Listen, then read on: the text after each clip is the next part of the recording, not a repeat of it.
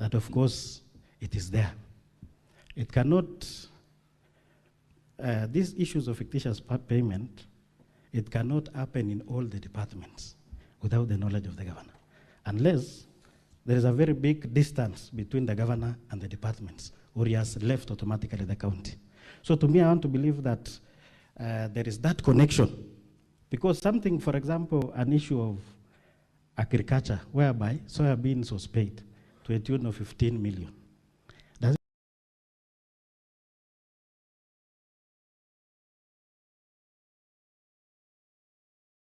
There is that link, or I will also say that maybe the governor is complicit, he is aware.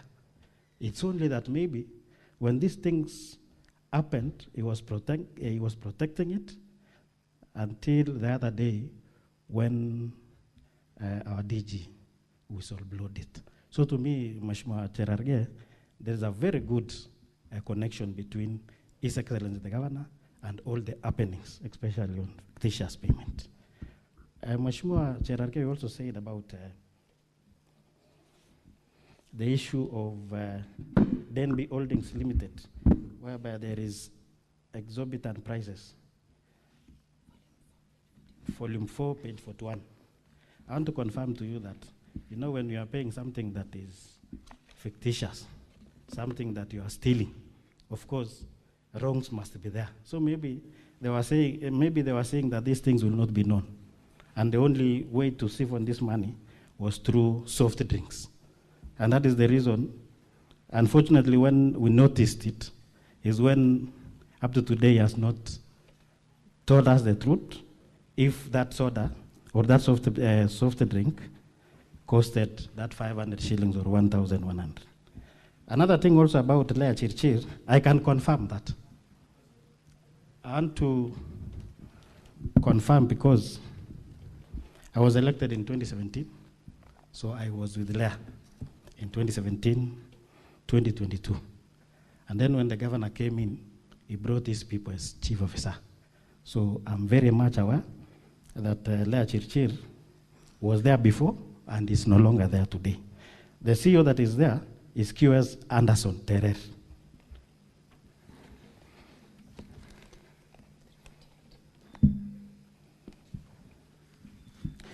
Another question on reports. It is not the first time that the Kericho County Assembly is responding to or is giving His Excellency the Governor ad hoc reports. There was a report that we gave him in 2023. He has not acted upon that report up to today. There is also another report on Kasim Taani. He has not acted on that report up to today. So it's only that maybe it's unfortunate, or in what kwa bahati mbaya, there is this collusion now that maybe this issue of ad hoc committee on fictitious payment is coming in when he's being impeached. But he has that habit of not responding to reports. On oversight. No, Honorable Albert, yes. Just be specific to the questions raised by Senator Mungatana. Which came first, the tabling of the impeachment motion or the transmission of the ad hoc report on fictitious payment to the governor? The transmission. We gave him the report on date 5th of August, 2025.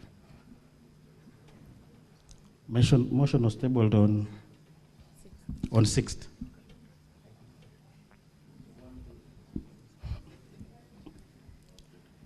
Okay, on issue of... You're saying the report was transmitted on the 5th? Yes. And the motion tabled on the 6th? Yes. Okay, proceed. But remember, Honorable Senators, that the only person who prepares a motion should give us the reason as to why he decided to use report on fictitious payment. So maybe that one can be answered well when the mover will appear here. It's okay. Proceed, Mheshimiwa. There was that question on oversight, whether we have invited the governor to appear to the assembly. I want to leave that to you because the issue of law, are we allowed to invite the governor to the assembly to answer on issues? I want to believe that the only way we can invite the governor to the assembly is through the impeachment. And that is the reason why we invited him on date 15th to answer on these issues. Unfortunately, he did not answer on that particular day, especially on 85 million that was siphoned through fictitious payment. Mheshimiwa, the Honorable Senator from Makueni asked this question. Yes. That having worked so diligently as a county assembly and unearthed the fictitious payment and compiled a report, was it not prudent on your part to hear the other side through the governor so that he can explain exactly what happened and maybe what action he may or... Yes, we did. We invited CCs, headed by CC Finance and his team from the finance, and also all the chief officers from the affected departments. And I want to believe that since he heads the cabinet, those people were responsibly represented him at the assembly. Okay, you told me not to answer the issues of terms, but in a nutshell, I was here since the inception of devolution. I got an opportunity as nominated, then thereafter I was elected. So I've been here for 3 terms. On the issue of PAC, the Assembly responded to these issues of 85 million financial impropriety because DG wrote the letter to the Assembly listing the 46 companies that was affected. And he advised the Assembly to investigate. And that is the reason why we started with establishment of a committee to look into these issues. And maybe later on, if all these issues will appear in the audit reports, that is where maybe public accounts will look into it. Otherwise, I think I've finished all the questions. Maybe, thank you. Maybe if there is any that I've forgotten. What is the issue, Senator Tabitha? I thought it was the issue of oversight, and he has responded to it. We will now move to the next witness. We need to make progress in this matter. Senator Kavindu, you had an opportunity to ask a question. Okay, before we stand down the witness, just take this one question, last question.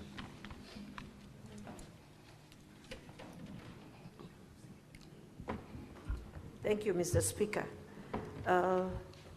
Just one question to the witness. You say that you've just answered one of the questions and said that you had summoned the CECs and the CEOs. I would like to know, when was this done? Because part of the MCA's job is to oversight the executive. And if there was all these irregularities, definitely you would have summoned the CECs to come to appear before you as the county assembly and answer questions. And then the report, was the report forwarded also to the governor? Thank you, Mr. Speaker. Okay, thank you. Allow me to state that we invited them. If you have my affidavit, volume 2, allow me to take you to paragraph 9, page 52. And then I want you to also take volume 4, sorry.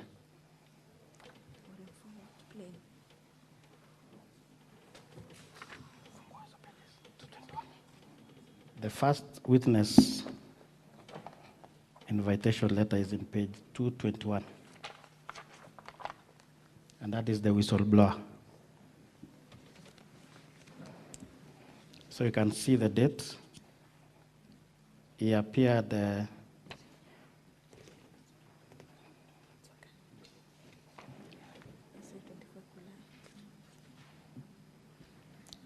on 24th July. So we invited all of them, and it was based on the letter that was written to us by DG on 10 July. We were not acting as the normal oversight, because if it is normal oversight, it means the CC Finance will be invited by the Committee on Finance. If it is the issue of lands, there is Committee on Lands and several other committees of the Assembly. But this one was an exceptional case because the DG wrote a letter to the Assembly requesting that we investigate this matter, which it had 45 companies that was paid in February and in March. Thank you. Honorable Albert, are you therefore saying that it is the governor who requested you to investigate? The deputy governor. That is the office of the governor. Is that your testimony?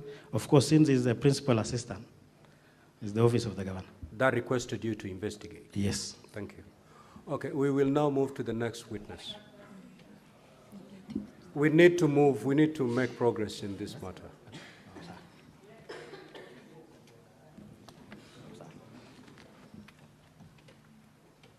Council for County Assembly, you may now usher in your next. How many witnesses do you have? Because between this witness and your last witness, you have only 20 minutes and 32 seconds. Thank you, Mr. Speaker. Sir, for the constraint of time, we will be calling our last witness.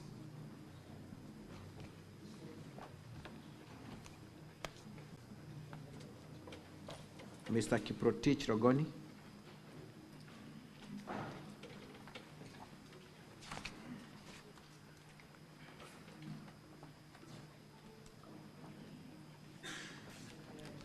And as we usher him in, his affidavit is to be found at volume 2,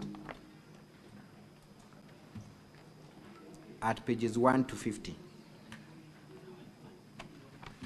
Volume 2 of the County Assembly's documents, pages 1 to 50.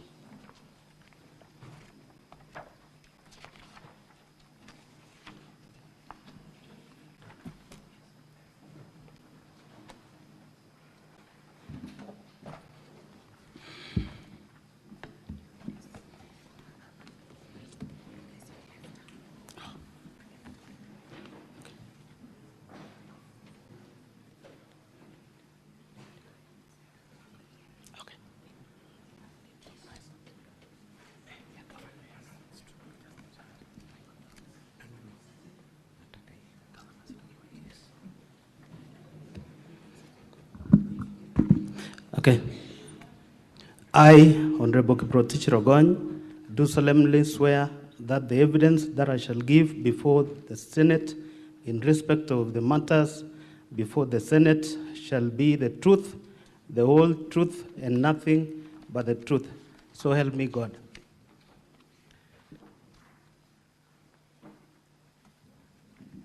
Thank you, Rogoni, and good afternoon to you. Good afternoon. Kindly introduce yourself with your full names and what you do for a living and how you are associated with the motion before the Senate. Thank you. My name is Honorable Kiprotich Rogony. I'm the member of County Assembly representing Sigawet Ward in Sigawet Sub-County, Sigawet Soin constituency. You also confirm that you are the mover of the motion before Senate today? Yes. And you prosecuted the same before the County Assembly? Yes. Do you also confirm that the motion met the threshold under Section 33 of the County Governments Act and the standing orders of your Assembly? Yes. How so? How did it meet the threshold? We voted, when the vote was called, we voted, the members voted 33 of the 47. Threshold is 32 members of the County Assembly. So you confirm that the threshold was met? It was met. Thank you. You have been, because of limitations of time, I will go straight to the issues. You were present before Senate yesterday, rather you must have watched, and you were accused of having called one of the MCAs and bragging that you voted on their behalf, and there was an audio that was played to that effect. I followed the proceedings, and there was an audio that was played. Let me ask the question. Was that you in that audio that made those utterances? No.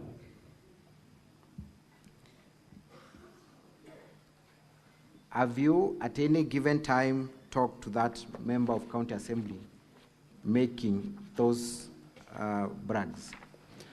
I don't recall. I've never spoken to him on the subject matter that was played out in this Senate. So you confirm that you did not call the honorable member making those allegations? I didn't. And as a matter of fact, did you vote for this member of County Assembly or any other member of the County Assembly? I only voted for myself. I never voted for anybody else. Are you aware of any instances where one member of the County Assembly might have voted for another? It was impossible because from the link, if you voted, once you voted once, it becomes inactive. So you cannot vote twice. Thank you. Indeed, look at volume 1 of the governor's documents at page 261. Volume 261 of the governor's response. Volume 1, rather, page 261.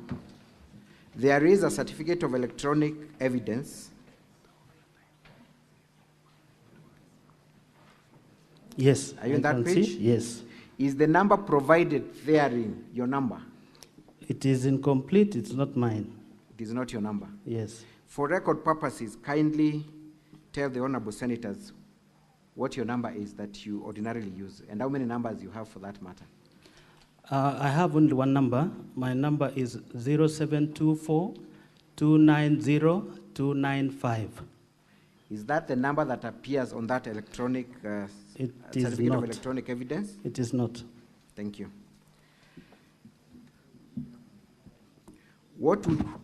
That is at page 261 of volume 1 of the governor's response, at paragraph 2. Volume 1 of the governor's response, page 261, at paragraph 2. What would you say then of the member who accuses you of having called them, confirming that you voted for them?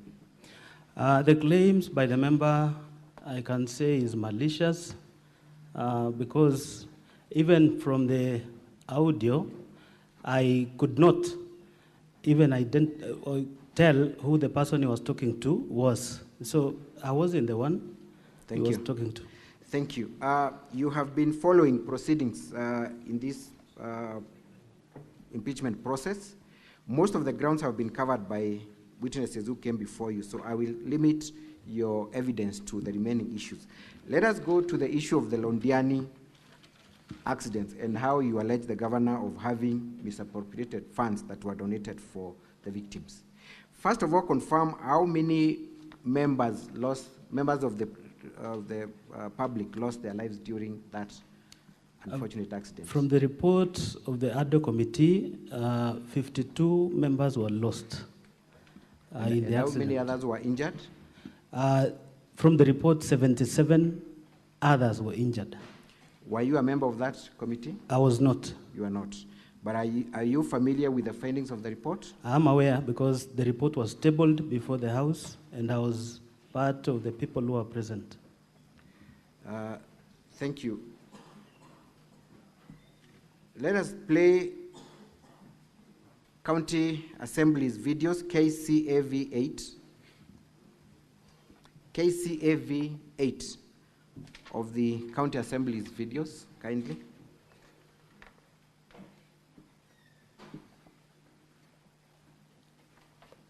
Takes to ensure that the victims are compensated properly. I must admit that having looked into the circulation social media and having also asked about the money that is still there, the committee confirms to me that progressively they've been giving out money, and they've been giving out money to the victims, and even the families that have continued to be identified, and even those that are still in the hospital, and they've been progressively doing that. They have also indicated to me that there is still money that are yet to be dispatched. And in the process of this, we have borders that were affected, and they have indicated to me that they are also in the plans of giving out money to the borders, those are affected, and also dispatching money to those who were not been given. To address this, I'm taking an immediate action. And before I do that, I want to confirm here to the public that I had said the hospital bills will be met by the county government of Kericho. The position is still the same. That is a commitment from me as the governor of this county. The medical expenses, and what I mean by expenses, I mean the treatment of the patients. We have patients in the hospital, normally you pay for the doctor, you pay for the beds, and we have continued to say, and I still indicate here today, that medical bills will still be met by the county government of Kericho. Those that were in the mortuary, we waived the mortuary fee, we waived it to zero, and there is no money that families paid or that were paid for the same, because we waived more than 2 million and then the hospital. It is therefore then, based on the success that has been there in social media, I would wish to indicate as the governor today that there is no money that should be paid to Londiani Hospital or Kericho Revaro Hospital. The money belongs to the victims, it belongs to the survivors. And I have directed today to the committee that they need to step out, make sure that whatever money they still have be paid immediately and promptly. Thank you. We can stop there. The governor is alluding to a committee that is in place. What was this committee that he was alluding to, that he's seeking to direct on what to do? You will recall when there was a whistle blow on the issues of this fund, the Speaker formed another committee that was led by the Honorable Moses Rotich, MCA Tendeno Soget. Now the governor came up with a committee of his own. Now this is the committee he's talking about. Who are members of that committee? I cannot recall the names of all of them, but now there is also a committee formed by the governor and the county commissioner that was led by the then county secretary, Dr. Wesley Bor, and the county commissioner being a co-chair. And who appointed this committee? The governor himself. The governor himself. It is the same committee that the governor is seeking to direct on how to use the funds, correct? Yes. So would you say that the governor was in control, in charge of this committee? He was purely because of the... Just yes or no? Yes. Would you say he is or he is not? He is in charge of the committee. Thank you. And we have seen the governor confirming that no money will be paid to any hospital and that the money that was donated was meant for the victims, correct? That is true. What did the committee investigating how these funds were used So the other committee discovered that there were minutes drawn by the same committee that we talked about, led by Dr. Wesley Bor, where the victims were paid slightly below 5 million. That's almost 5 million. And the rest of the monies were expended. We will have a list. Kindly take us specifically to that part of the report. So it is found in my affidavit, page 44. Page 44, that is what you said, but we want to look at the report itself. Volume 2. Volume 2. At what page? Page 44. No, we're not looking at your affidavit, Rogoni. We want to look at the actual report. Okay, the report is in...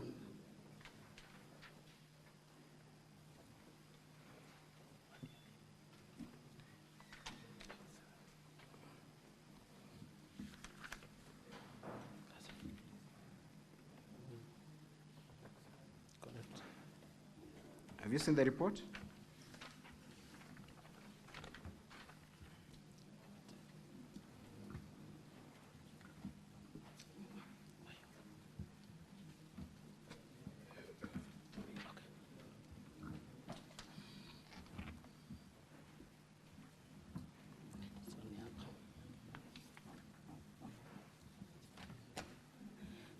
So,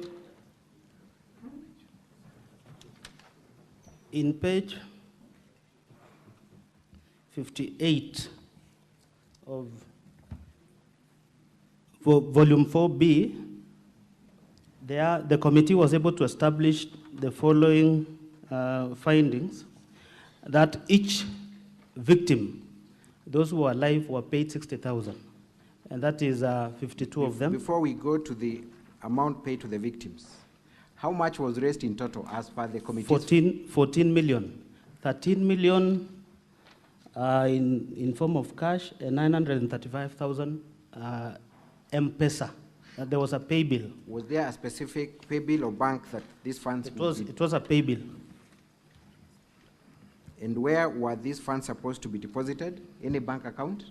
There was a Kericho County donation account that was opened.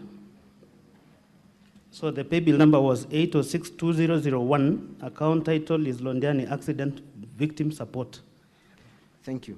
So what were the findings of the committee in terms of how the 14 million was spent? Can you take us to the specific page where now, the committee... Page 61. How was the money spent? So this is how the money was spent. The other committee was able to find that 48 families have received 90,000, that is 4.3 million. 8 survivors have been compensated for 80,000. That makes a total of 4.8 million. Now, there was an expenditure. Thank you. Before you go there, let me ask you the question. Other than paying the victims 90,000 each, yes, was the money used in any other way? Yes. Contrary to the governor's direction? Correct. How was it utilized? Kericho Referral Hospital, that is Kericho District Hospital, received 2,037,524. Londiani Hospital, 1,534,190. Supertrix, these are tents at Londiani Stadium. This was during the fundraiser, and 2.945 million. Supershine, tents at Ray's Hotel, 411,000. And we have Ray's Hotel lunch for 100 people, 100,000. PSM, those are the ward administrators and the rest, printing and refreshment, 423,000. County Commissioner, fuel and meal allowance for the team, 300,000. So we have the damaged motorcycles, 300,000, and that brings a grand total of 13,540,714. What was left in the account is 112,296. And remember, they have not added what was in the pay bill. Thank you. So what percentage in your assessment went to other expenses other than compensating the victims, contrary to the wishes of the donors? So nearly 10 million shillings went to other expenses out of the 14 million that was raised. And that is nearly 60%, 65. Let's go to volume 4D at page 57. Volume 4D of the County Assembly's documents at page 57. Were you able to collaborate from bank statements that indeed the monies were spent yes, in other ways other than compensating the victim? Let us go to page 60 of volume 4D. That is true. Confirm from, first of all, page 57, in whose name is that account? Kericho County donation account. Was that where monies in respect to? This is where all the monies from the fundraiser were deposited in. Page 4, volume 4D, Honorable Senators, at page 57. Go to page 60, and I want you to look at the last transaction. Page 60 at the last transaction. The third last. The last transaction. Oh, the last transaction. At page 60. Yes. Tell us what is the nature of that transaction and whether you know who the person that transacted was. Fernandez Korir, who is a signatory to this account. And what role does he play in the county? Is the Director Finance, Is it the CFO? CFO. That's okay. He's the Thank you. deputy director, but How, CFO. how much was withdrawn in cash? 423,000. Can we go to the second last transaction on the same page? Supertrix Limited Entertainments. Was that the same company that you had discovered supplied tents and was supposed to be paid? Yes, How in much? Londiani Stadium, How much was paid? 2,945,000. Let's go to page 61. 61. The second from the top. 61 of the same volume. These are withdrawal From who? by Fernandez K. Korir, How much? 300,000. Let's go to the third transaction on the same page. This is a withdrawal again, By who? Leonard Oti, The amount? 100,000. Let's go to the fourth transaction on the same sheet. It's a withdrawal again How much? by Leonard Oti, 300,000. And who is Council for the who is- County Assembly, keep your eye on the clock. Proceed. Thank you, Mr. Speaker, sir. Maybe perhaps at this juncture, I would seek for your indulgence to be just given 10 more minutes to complete with this witness. I will be able to shorten my Nora, examination. very well. 10 more minutes. Thank you. What is the nature of that transaction? It's a withdrawal Yes, of 300,000 300,000. by Leonard Oti. Who is Leonard Oti? And This what is a position- signatory to this account, and this is an employee of the county government of Kericho. In what capacity? He is an accountant. As an accountant. Are these people who are appointed by the governor to sit in this committee? I believe this is part of the team that sat in the committee of the Londiani. At the beginning of your testimony, did we see the governor saying that you'll direct the committee on how to utilize the money? We saw the governor. So do you then think that the governor was aware or ought to have been aware of the transactions that took place in this account? This squarely puts, the statement of facts to the governor, because he committed that all the monies raised were meant for the victims, but up to 9 million cannot be accounted for. Thank you. Did you have an opportunity to visit Londiani Hospital and any other hospitals that these monies are purported to have been paid to? The ADO committee paid a visit to Londiani Hospital, Kericho Referral, and even up to Nakuru, where most of those patients were referred to. What was unearthed from their physical interaction with these hospitals? One, most of those hospitals, they had not, and they were never paid the amounts that they have been, that is indicated in the report to have been paid to these facilities. So in your assessment, how much money from the donated amount never got its way to the victims? 9 million shillings. To date, has the governor explained to your satisfaction or even to any level of satisfaction how that money was spent? Even after the report has been produced, the governor has never given any explanation. And when was the report produced and forwarded to him? In 2023, that is the month of August. 2023, the month of August. So was this motion in anticipation of the report, or it was the report that came earlier? It is the report that came earlier. And remember, this motion, the motion to impeach the governor in the precious impeachment, this motion featured as one of the grounds. What were the specific recommendations you sent to the governor in respect of the handling of this fund? That the monies that were meant for the victims, which the governor honored to ensure the victims were paid, was never paid. We requested the governor to investigate and ensure all the monies that were meant for the victims and the families that lost the loved ones was paid. I am made to understand that the specific officials that were highlighted as having misappropriated this fund subsequently went to court to seek injunctive orders against the implementation of this report, correct? Yes, they anticipated disciplinary action. Just a minute. Is that true or not? That is true. Who were the parties of that case? It was once Dr. Bor, there is a CEO, Betty Chebe, and others. Was the governor an interested party in that? He was an interested party. Did the governor swear an affidavit He did. for or against that request by the CCs? He did in support of the officials.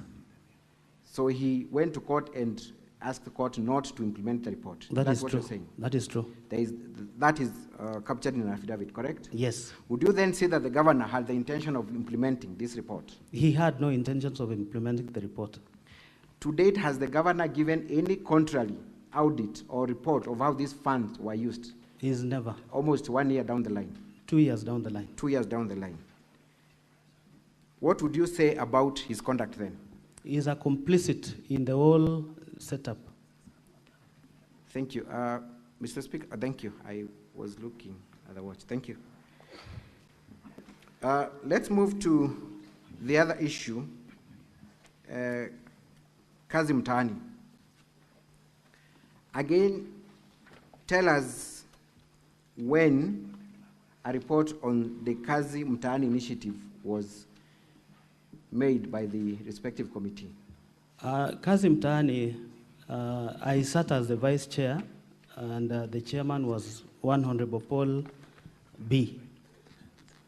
Honorable Senators, may I refer you to volume 4A of the County Assembly's documents at page 229 to 355.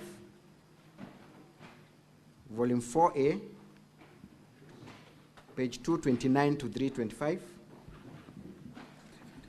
355.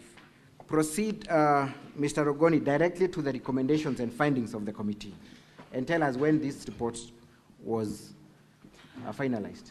This report, we did the report in the month of July. August, we came up with the report. Remember, the program started in February. And the findings, the report is with the governor, because once we've done our part as the assembly, a copy of the report is sent to the executive for implementation. Yes. But shockingly to date, the governor has never even implemented a single recommendation out of this report.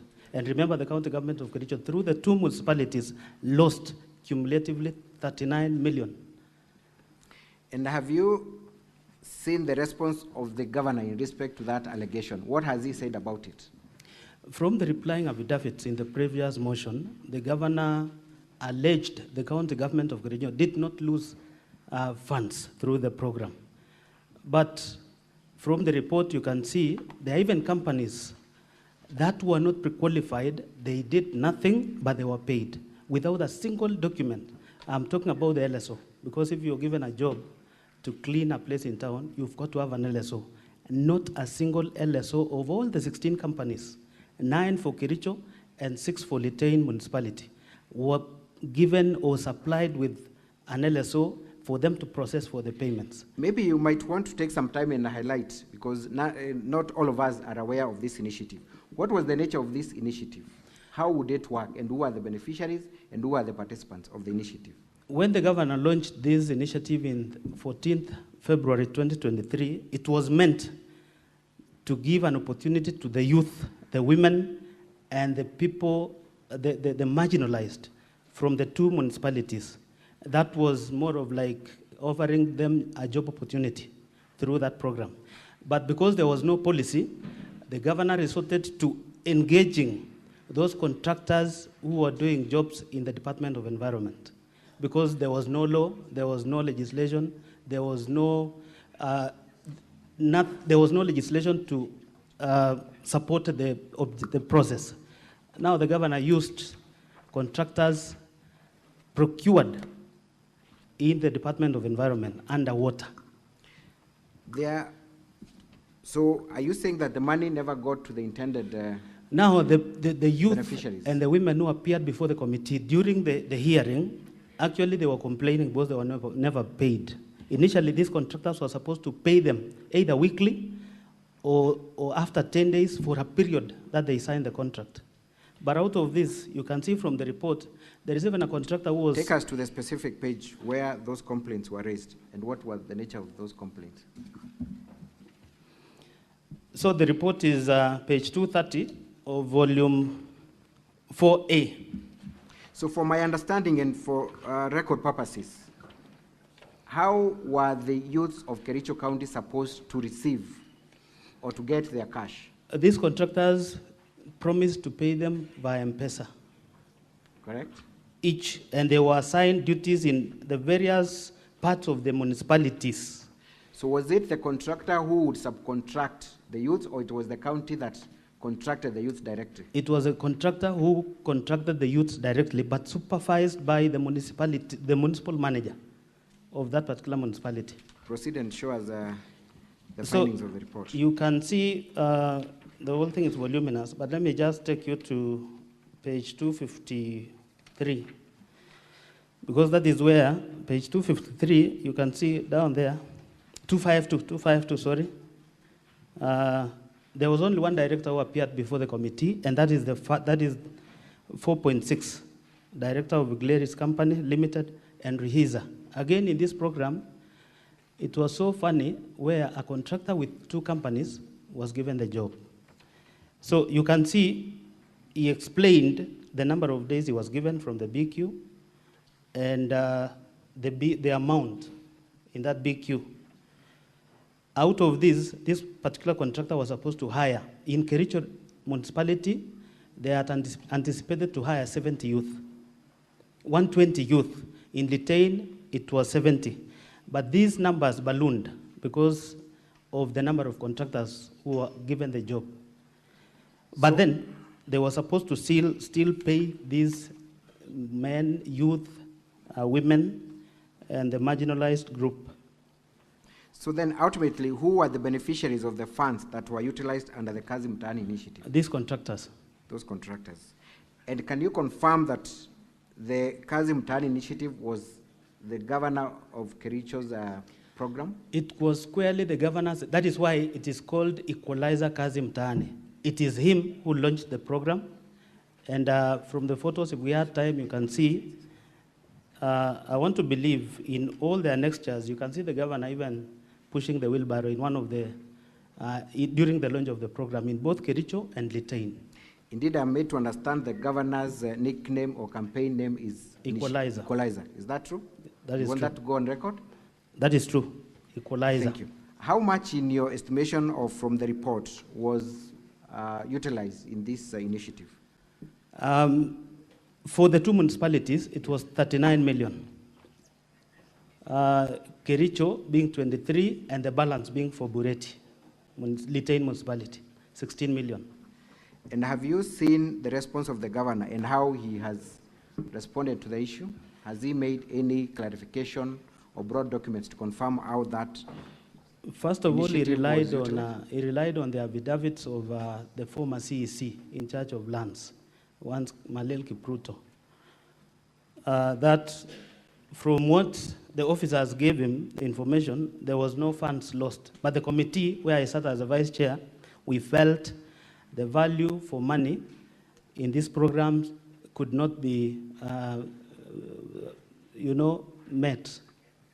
Thank you very much. So in your final submissions, of all the grounds that you have accused the governor of in terms of violating the Constitution and other laws, would you say that the governor is liable for all the impeachment charges that you brought against him? This is one of the grounds that it shows the governor, even 2 years down the line, is never acted on this report. There are very specific recommendations where a contractor was paid. He never discharged even a duty anywhere because of even the attachments. Now, when we gave the recommendations, the governor has never even communicated back to the committee on the implementation, whether these contractors returned the money. Remember also, there's a contractor who signed for 46 days, but he was paid for 26 days. So the government of Kericho lost that money. We recommended that the contractor be surcharged or he complete the work where he was paid in excess of what he was supposed to do. That never happened, and the governor can confirm in his defense. Thank you very much. I reserve the remaining minute for my re-exam, if need be. Thank you, Honorable Speaker, sir. Counsel for Governor, you may proceed to cross-examine the witness. Good afternoon, Mheshimiwa Rogony. Good afternoon, Kato. We are meeting again. Yes. Yes. just for the information of the honorable senators, you are similarly the person who moved the motion in September 2024, isn't it? That is true. And you moved this one. And I'm again the mover. This time?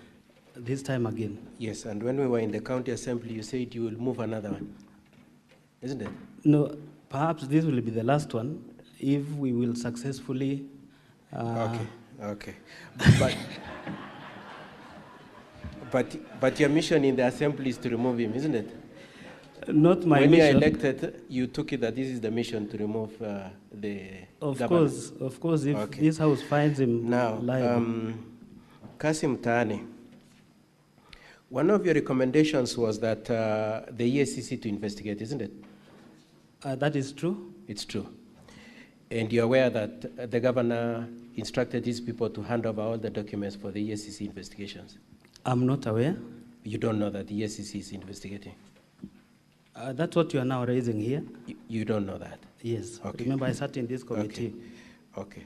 Does it reduce your appetite to impeach the governor, or it still remains the same? Now we have the officers who were involved. Okay. Yeah, so this project was under lands, isn't it? No, the two municipalities, not lands. We have the municipality of Kericho and Litain, and the two are supposed to be very independent. Eventually, were these projects under what department in the county government was it falling? That is the Department of Lands, the mother department. The mother department is lands. And who was the CEC when this project was going on? One Brian Langat. One Brian Langat. Could you confirm that Brian Langat is a lawyer? He's a lawyer. He's a lawyer. Could you confirm that you've recruited him in the county assembly? He is now a deputy director. Just answer my question directly. He's a part of the county assembly, isn't it? Yes. And he's part of the witnesses in this impeachment of the governor, isn't it? He is not. Isn't he one of the people who are cited in the county assembly motion to impeach the governor? But not in this program. No. Just a minute. All I'm asking is that Brian Langat was part of this impeachment processes. He's one of the resource people you interviewed for purposes of impeaching the governor in these proceedings before the Senate, isn't it? We interviewed two of the sacked Just answer, is Langat one of them? He is not one of them. You didn't interview him? Now, he's an employee of the county assembly, unless in the previous motion. Okay. Now, as we speak, it is true then that he was the CEC for lands when you are investigating Kasim Tani, isn't it? That is true. And it is true that the governor has removed him from employment, isn't it? That is true. So, to what extent then are you telling these honorable senators that indeed the Senate, His Excellency the Governor has done nothing, when indeed it is on record? Just listen before you answer. I know you want to answer. To what extent can you say he has not done anything when, number one, he has forwarded the files to EACC, and number two, the only thing he could do, being to remove the person who is answerable to him, the CEC, he has sacked? Counsel, that will be hypocritical because one, Wakili Brian Langat was the CEC. We have the CEO who is still serving. Okay. And that is the accounting officer. Yes, sorry. Thank you very much. So you have, apart from the CEC, Brian, you also have the CEO and you have the county managers. Yeah, the municipal managers. Municipal managers, who are you are implicating. Yes. Now, could you tell the honorable senators, are they answerable to the governor? Yeah, the governor is the CEO of the county. Can he sack them? He can sack the CECs, even the county chief officers. It's a disciplinary process. Isn't it true that they are answerable to the Public Service Board? In terms of please just answer the question. Action, who employs them? The Public Service Board. And who disciplines them? The Public Service Board. And who retires them? The Public Service Board. So what are you trying to say then? Now, you say that some of the contractors were improperly paid and that some youths and women came to complain to you, isn't it? To the committee. To the committee. You also saw the list provided in reply to your complaint a list of youths and women saying they were paid. You saw that in response to the petition. It is only... Please answer the question. It's only Is one it true list, one contractor with a list that shows some M-Pesa transaction, but you cannot confirm whether those monies were channeled to those numbers. Could I ask the question, please? It is true that the governor has provided a list of women and youth who are paid in response to your complaint that some youths were not paid, isn't it? Council, it's an amorphous list. Please, let's not argue. Is it true that you've seen that the governor has provided a list of the youths? It is in the report. It's there. Okay. Now, these are the youths that you say have come to complain to you, youths and women. Has any of them, to the best of your knowledge, gone to court to complain about non-payment for work they had given to the county? Council, is there any case of a complaint that I have worked and I have not been paid filed in court? they complained before the assembly. I'm just asking you, are you aware of any court case I'm not aware about court case. on this Kasim Tani? Yes. Are you aware of any complaint to the police on this Kasim Tani unpaid payments? I'm not aware. You're not aware. And Kasim Tani was done which year? In 2023. 2023. So we have about 2 financial years between then and now, isn't it? That is true. Have you seen that issue of Kasim Tani featuring anywhere in the auditor's report? Because that is that's an independent entity that would audit. Have you seen that case You're of Kasim talking Tani? about the Auditor General's report? Yes, Auditor General's report. It featured in our reports as the Please answer my question. Has it featured in... You are interested. You're interested in impeaching the governor forever. So I want somebody independent. Has the Auditor General captured any complaint about Kasim Tani losses of money? To the best of your knowledge. I'll have to... Okay, thank you. Already there is a report on ADO Committee of Kasim Tani project Witness. implementation. Mheshimiwa, that question is either yes or no. Already there is a... Are you aware of any Auditor General's report on that issue? PPRA report. Who has asked you about PPRA? Could you just wait, please? I've asked you about the Auditor General. Is there any report from Auditor General, to the best of your knowledge? I'll need to check then. To the best of your knowledge, Mheshimiwa. Okay, not so far. You're not aware. What of Londiani victims? Is there are you aware of any Auditor General's report on that Londiani loss you're claiming? Of course, it cannot find Please just its way answer the to question. Auditor General's report. It's not there? Yes. Okay, good. Now, who did you say was in charge of who was the head of the county government's representation in the Londiani victims issue? Dr. Wesley Bor. It was Dr. Wesley Bor. Yeah. As we speak today, where is that Dr. Wesley Bor? Dr. Wesley Bor exited service in the county government. He left to work. Yes. And it is your case still that the governor has done nothing, yet he has retired Dr. Wesley Bor. Dr. Wesley Bor resigned. He was not removed by the governor. How do you know that he didn't remove him? Because Okay, so anyway, an action has been taken, isn't it? it is not the governor who took the action. Was he answerable to the governor? Yes. He was answerable to the governor. Yes. And do you know whether the governor then told him to resign? Do you know that for a fact? Now, Do you know or you don't know? I don't know. You don't know that, okay. Now, in your report for Londiani, you also interviewed somebody by the name Edna Tonu, isn't it? And implicated her in that report. It was Was Edna the Tonu CC one of the judge people? in charge of health Yes. Was she mentioned in that report? as a CC, And you made recommendations? part of the committee. That's okay. You made recommendations about her, isn't it? About the need to discipline her, isn't it? Those who were Please just answer the question. she Edna was not part Tonu of was them. mentioned. She was not part of the.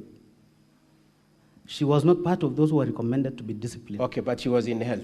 Counsel for the governor, your time is up, unfortunately. Mr. Speaker, sir, could I very kindly plead for about 10 minutes, kindly? Very well. Thank you very 10 minutes much. to conclude. Thank you very much, Mr. Speaker, sir. Did you mention her in the report? As those who were present in one of the meetings. Thank you. And has she been removed by the governor? Yes, of course. She has been removed. What of Leonard Ngetich?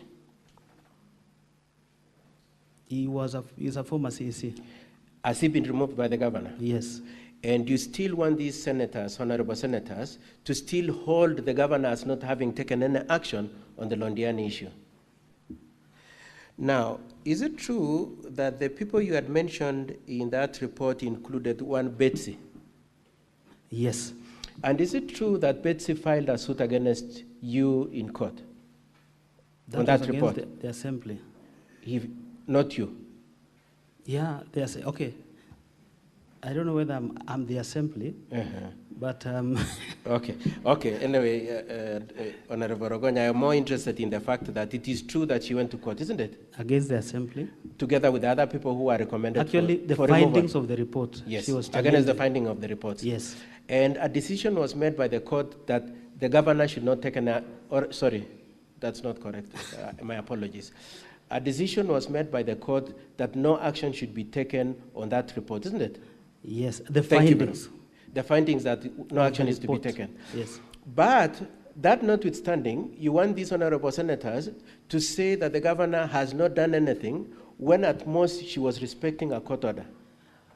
So you mean we leave the 9 million without accountability, and that was publicly? No, your case is not 9 million. Your case is that you have made recommendation in around 2023 and governor has not done anything.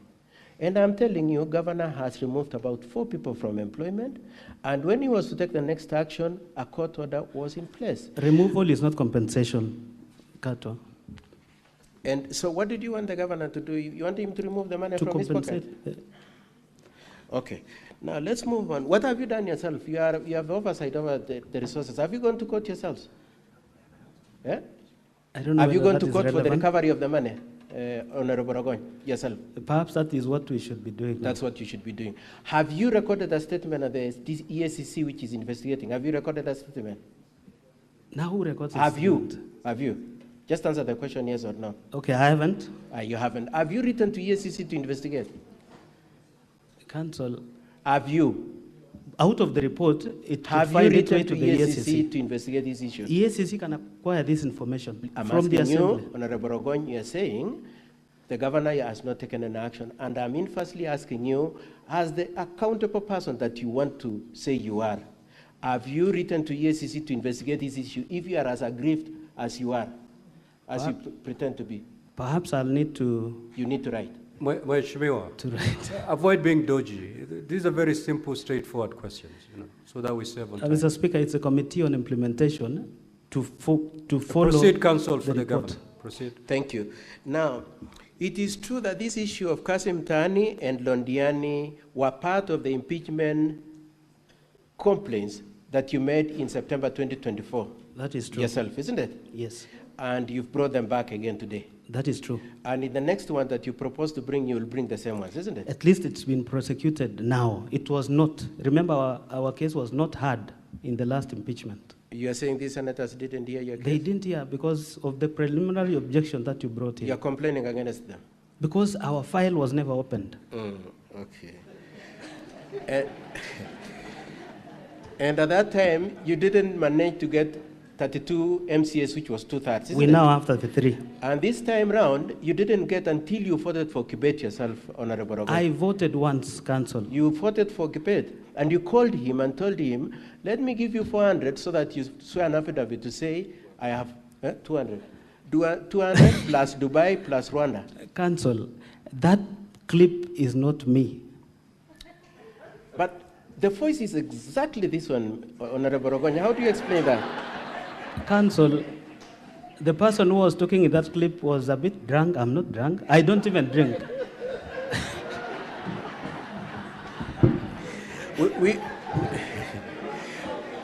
We would like the people of Kericho and people who voted for you to hear you say this.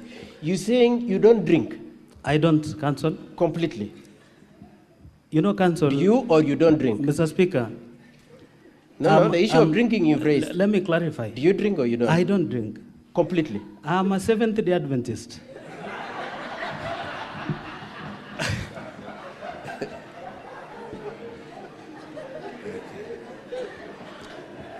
The moment you are a Seventh-day Adventist, you don't drink. You know, Council. Okay, let's leave that issue. I don't think we want to go there. And lastly, on Londiani, I just want to explore this subject on Londiani finally. Is it true that when you investigated the Londiani matter, you found that the county commissioner was the chair of the committee? He was a co-chair. Remember, the only outsider in that committee was the county commissioner. Just stick to the question I'm asking you. Was the county commissioner the chair? The co-chair. Together with? The county secretary. Who has left, Dr. Bor, isn't it? Yes. Okay. And was the governor a member of that committee? He appointed his own members. Please answer the question. Was he a member? He appointed his own members. Please answer the question. Was he a member? He is the appointing authority. Mr. Speaker, so I'll ask the witness to answer the question. He is not a member, He's not a but member. he appointed the members. You looked at the bank accounts, isn't it? Yes. Is he a signatory to any of the bank accounts? We only have 2 signatories. Is he one of the signatories? He is not one. He's not. And did you trace any money to him from any of the withdrawals? Council. Please answer the question. We had the governor speak. Please answer the question. Was any money? Let's make progress. Just respond to the question. Yes, thank you very much. Was any money, did the governor ever walk to the bank and remove any money? No. Thank you very much. That's all, Mr. Speaker, sir. And Mr. Rogon, you are my friend. I hope we remain friends. No, we will be friends. Okay, thank you. Any re-examination? Counsel for the County Assembly.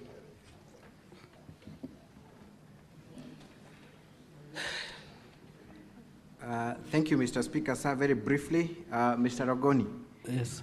Other than the Auditor General, has any other independent body taken up investigations in respect of the Kazi Mtaani initiative, to the best of your knowledge? EACC says the mother, and PPRA too. PPRA. What has, we're looking at the letter at page, page 206. Volume 4, page 206. Volume 4 of the County Assembly's document? Yeah. What is the title of that letter from PPRA? A report on ad hoc committee on Kazi Mtaani project implemented by Litein and Kericho municipal boards. Indeed, PPRA is requesting for documentation that they had earlier requested for in the month of January, correct? Correct, 13th of January. So is it then correct for the governor to state that there is no other independent body that has taken up the matter? It is wrong, of course, for him. It is not correct. It is not correct. Thank you. The governor has also stated through counsel that Dr. Wesley Bor was removed from office by the governor. Has the governor produced any document to indicate that indeed Dr. Wesley Bor was removed from office by the governor as a result of your recommendation? None. Is produced none. To the best of your knowledge, what were the circumstances surrounding the exit of Dr. Wesley Bor? Dr. Wesley Bor, remember, he was heavily mentioned in Londiani accident and again in Kazi Mtaani. So the Honorable Paul B., who was the chairman of Kazi Mtaani, produced an impeachment motion against Wesley Bor. Wesley Bor tendered resignation upon the signatures collection because he was going to be impeached because he's part of the cabinet. He resigned. Thank you. And you confirm that it was in the case before court that barred the implementation of the committee, that the governor saw an affidavit asking the court not to allow the implementation of the committee, correct? Thank you. You've also been told that one of the witnesses who appeared before the Senate yesterday, one Edna, Tonui, was the CEC in charge of health at the time. I want you to look at page 82 of volume 4B of the County Assembly's documents. Volume 4B. At page 82. Page 82. Kindly tell us who was the CEC in charge of health at the time. The CEC in charge of health, that time Council for County Assembly, your time is up, unfortunately. Just 2 minutes, kindly. Nora, we'll give you 2 minutes. Thank you. Who was the CEC in charge of health at the time? Bill Brenda B. Is Bill Brenda B still a CEC? She's still serving.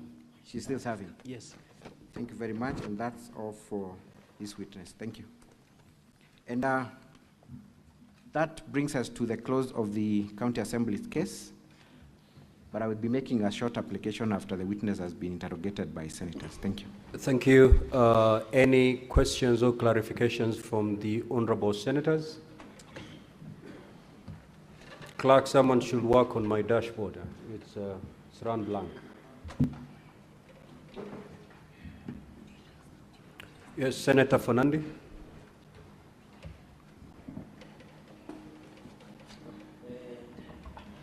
Mheshimiwa Rogony, I'm told you are the Mutusi of Kericho.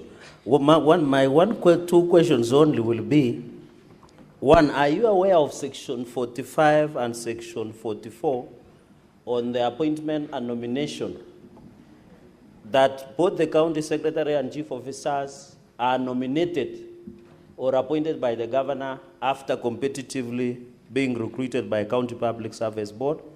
Number two, Speaker, sir, is the ground on fictitious payments the only ground that you want Governor Mutai to go home? Number three, in your culture, of course the Kipsigis culture, what happens to the person who hits or misuses the money belonging to the death? And finally, what do you mean by pastor's appreciation of paying 100,000 shillings? Is the prayer so expensive in Kericho?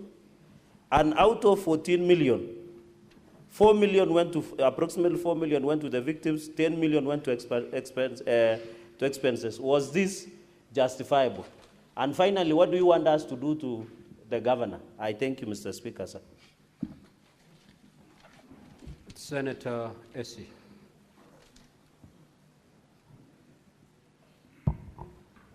Thank you, Mr. Speaker. I would wish to ask the mover of the motion the following. Did he interact with the voting system before impeachment? That's one. And secondly, do you want this Senate to impeach the governor for not implementing a report? And finally, do we have a report from the Office of the Auditor General? Thank you. Senator Faki. Thank you, Honorable Speaker. Mine is with regard to the Kazi Mtaani report. Is it that the work which was supposed to be done by the companies that were pre-qualified was not done, or the people who did the work, that is the young people who are employed to do the work, were not paid by the pre-qualified companies?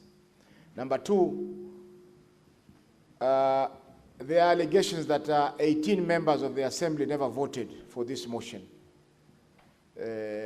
What is your response to this allegation? Thank you.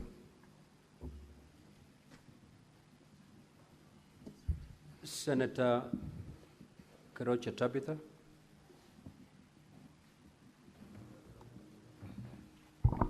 Thank you. The mover of the motion, it's about the Rodiani, because I remember it was a very sad tragedy when we all came to Rondiani. We were all there. I remember even Chirangai was there, and we really contributed. And I'm happy to see what the video that was played, that even the governor went ahead to say he's going even to ensure that their bills are cleared in the hospital. But then when you're standing there, when you're talking to the world and to the Kenya to say that some of the victims were not paid. Is that what you are saying, that some of the victims were not paid? And the money in the statements where the governor had said that he's going to clear the bills, the withdrawals, have you traced to see whether it went to pay the hospital? And then on the side of the governor, if they can be compensated. Whichever means will be used, I think it will be very nice for them to be compensated. I think I have nothing more to say. Thank you. Senator Lekino. Thank you, Mr. Speaker. My question is direct to the witness, and reminding you that you are under oath. There's a specific question that you are asked, whether indeed you voted for a particular MCA. That is issue number one. And I want you to be very candid on this matter, because earlier on we're dealing with the issue of the threshold. And this is what is going to determine whether this governor goes home, ends his career, or he stays to serve the people of Kericho. So can you please reiterate and repeat under oath whether or not you voted for the nominated MCA, or whether you offered him an incentive to be able to vote so that you can achieve the threshold? Thank you, Mr. Speaker. Senator Kenyo.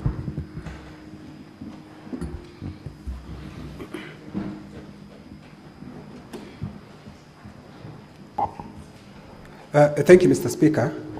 Mine is to the move of the motion. In volume 40, page 60,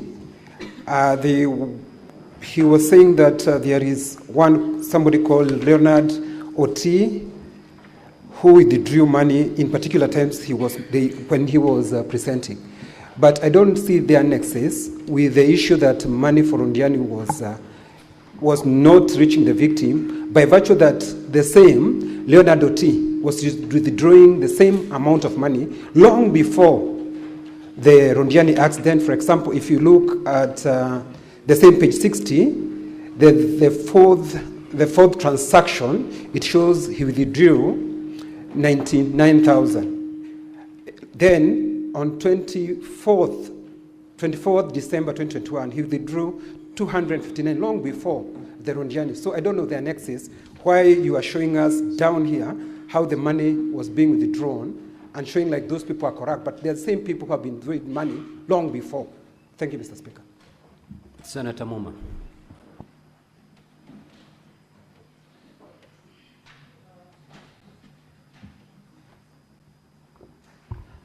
Thank you, Honorable Speaker. Now, my question is for clarification on the issue of whether the governor is accountable to the assembly, whether you are able to call the governor. Of all the issues you've raised, in his opening remarks, the governor said he has not had an opportunity to look at and implement the ad hoc report. Is it possible that the issues you have raised in terms of payments, rogue or is it fraudulent payments, and others of misappropriation of funds has just happened, or is an issue that has happened before this ad hoc report? And if it so has happened, is the governor accountable, or it is only the officers who would have signed directly? There are people who would have been on a committee who would be accountable. Can you guide us on the nexus between accountability and the governor on the issues you've raised? Senator Tobiko.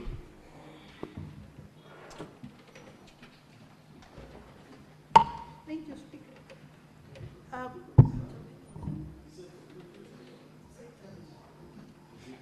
No.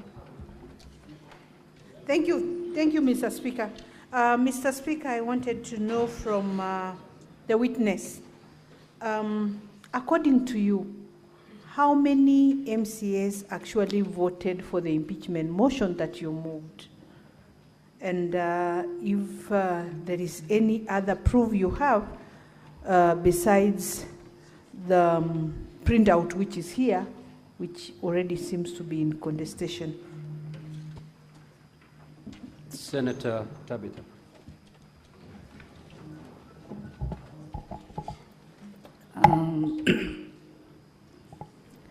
Mheshimiwa, could you clarify before this house if in any way you either forcibly took any of your colleagues' phone and voted without their consent.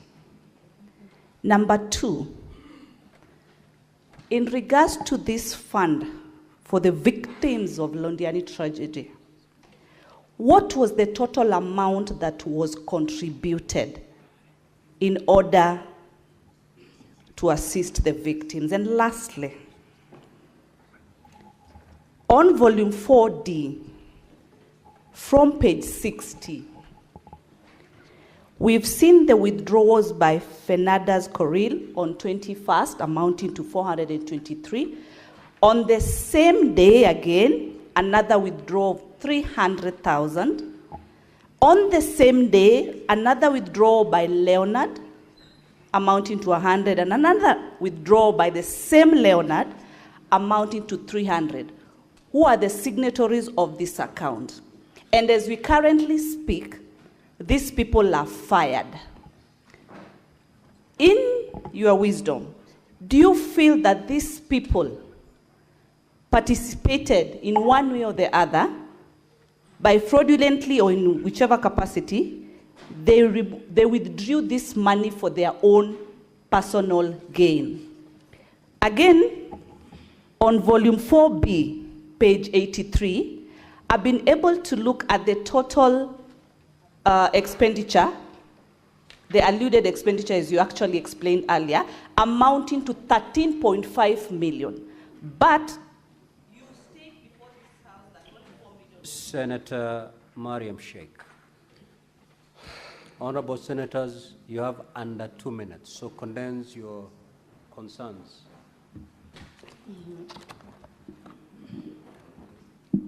Senator Mariam, your time is running. Thank you, Chair. My question is, Brian Langat, he was removed from the office, and later on, he was again employed, appointed as a CCM.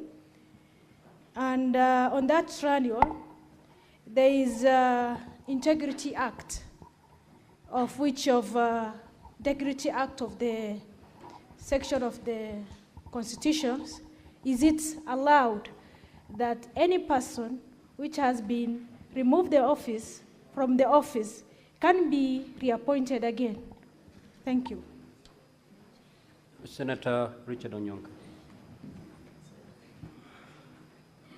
Thank you, Mr. Speaker. I have only one question, Mr. Speaker, and I wanted, Honorable, I don't know that you'll be lucky to have the standing order for Kericho, but I got it from your council, so the Sergeant at Arms could pick it.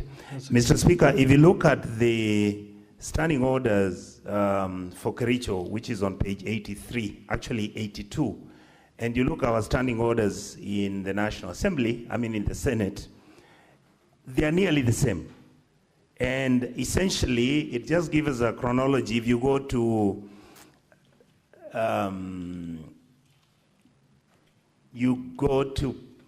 Standing Order 36. No, sorry, Mr. Speaker. It's basically on electronic voting. What I wanted you to clarify, because it's a matter that we've discussed as members of this sitting, when the voting was done electronically, did you people have a manual system in case the electronic system was going to fail? Because that's what we do here. Every time our system will fail, the speaker will say log in. If it logs in and it doesn't, we are then asked to actually walk to the speakers and we then register and say, no, I wanted to vote yes or no. Did you people have such a last line of defense in case the electronic voting didn't work? Because the question that is related to that is, what would have happened if the electronic system didn't work? Thank you, Mr. Speaker. Senator Karen Nyamu.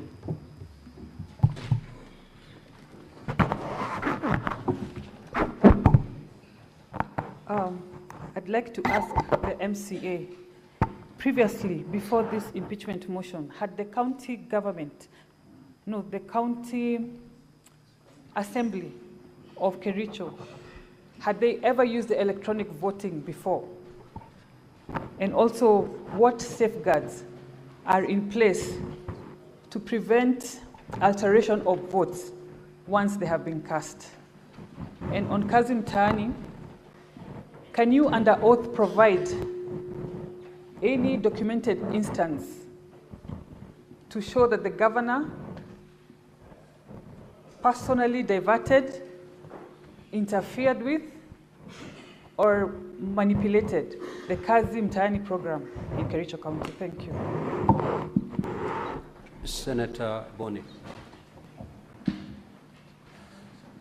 Thank you, Mr. Speaker.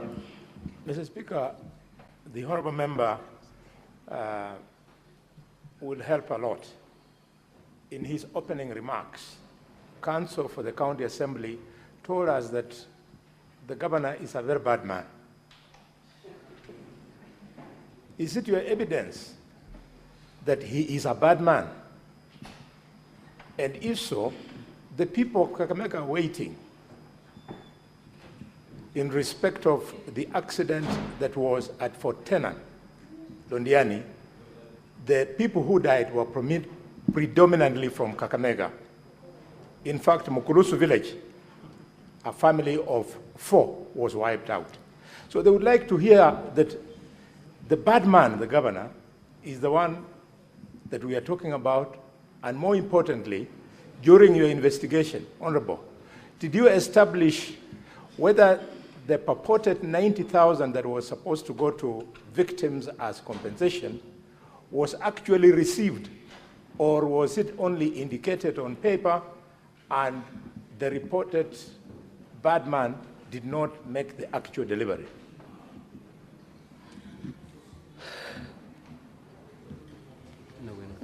Senator Mungatana. Asante Bwana Spika. Mimi nilikuwa nauliza katika hii ripoti ya Londiani, Mheshimiwa ametuambia kulikuwa wenyekiti wawili. Kulikuwa county commissioner mwenyekiti, kulikuwa county secretary mwenyekiti.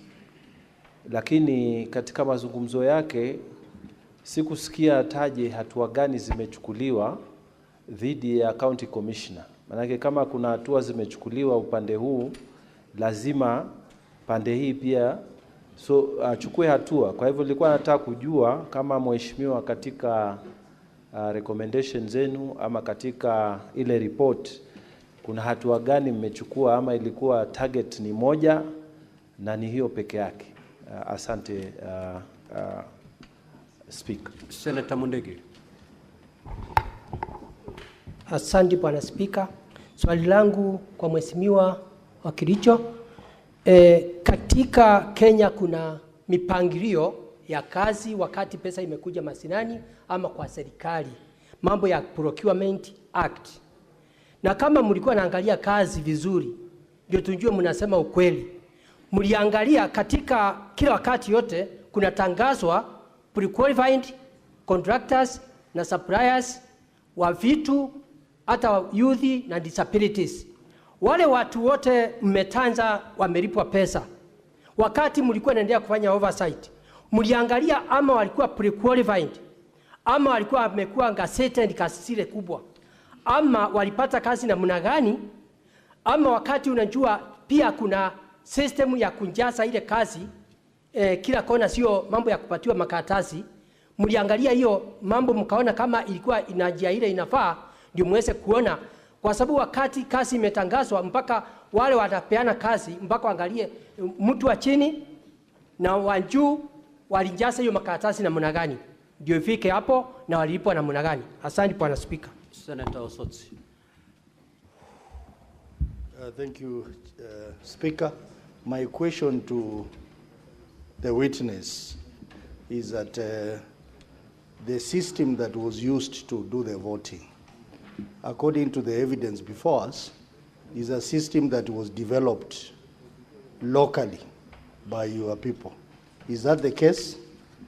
And if that is the case, speaking as an IT expert, we know that once a system has been developed and installed, there are processes that are done to make the users of that system be able to use the system well. What were the circumstances in which the system was installed today, and then the next day it was supposed to be used for an important exercise of voting? What are those circumstances? And why was training not done properly before the MCS could be allowed to use this system which was developed locally? Number two, I am sure, being an elected MCA, you understand a bit of IT, having gone to school. Do you think it is safe to use IPPDT and a password which is an ID number to log into a system? What would be your basic requirement of a strong IT security environment? Would an ID or an HR number, IPDD, be inappropriate to log into such a very high sensitive system? Senator Kisang. Thank you, Honorable Speaker. Honorable Speaker, I have two issues. Number one is, as a third term MCA, I believe when the last impeachment case failed, I expected you to go back to the county, reconcile with the governor, and work for the people of Kericho County. Did you make an effort as a senior member of the assembly to sit down and see how you can work for the county and with the governor? And then lastly, Honorable Speaker, I wanted to find out from the MCA, during the 14th day, how many MCAs in total were in the chambers? Because from the results that we have seen, it's only 33 that voted.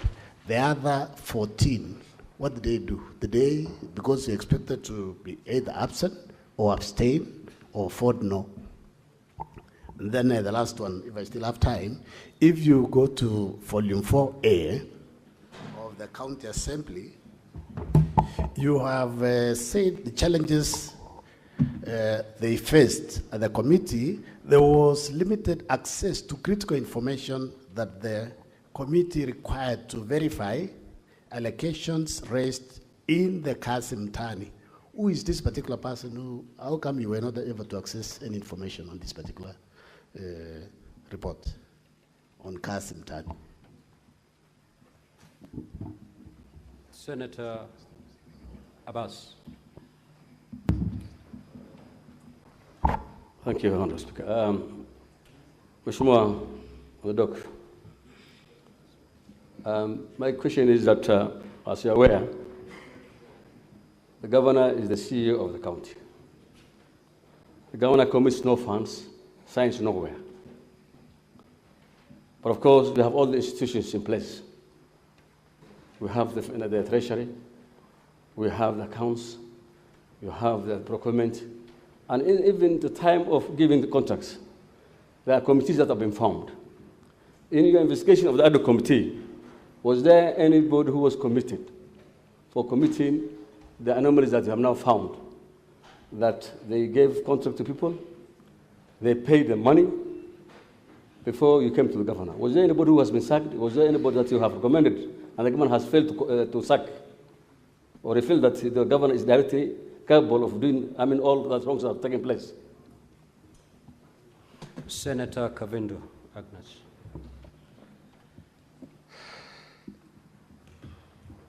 Thank you, Mr. Speaker, for this opportunity. My question is about the Kazi Mitaani.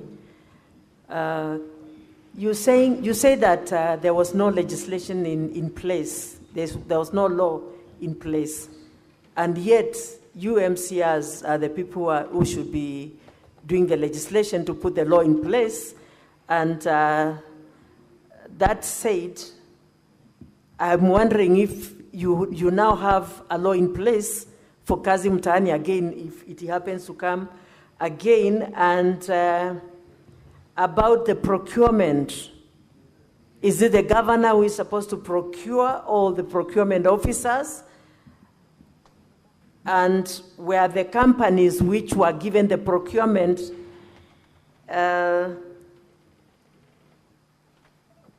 pre-qualified in the county, and were the people who worked paid their monies? Thank you. Senator Wafula.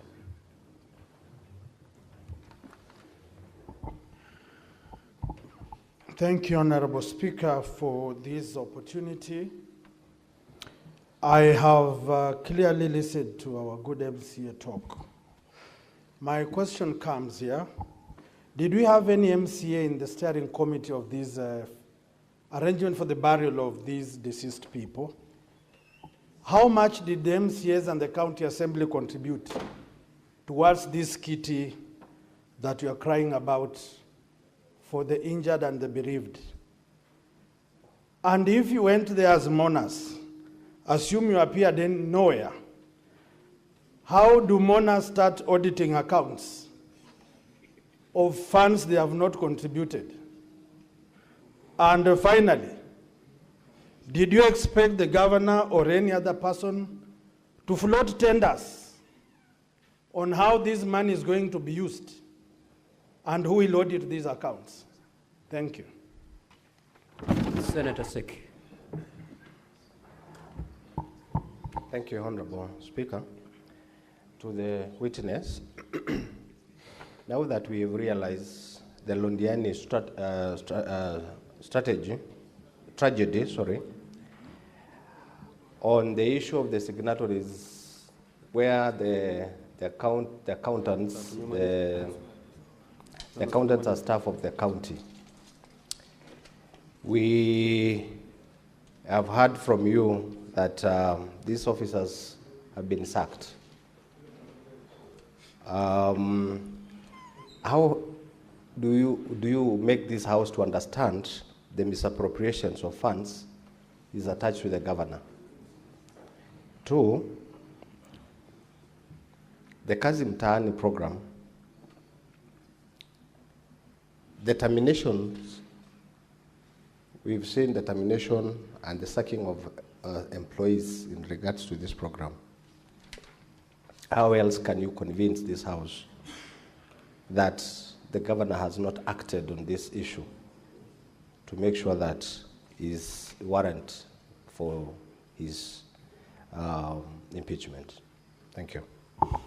Lastly, Senator Morango. Asante sana Mr. Speaker.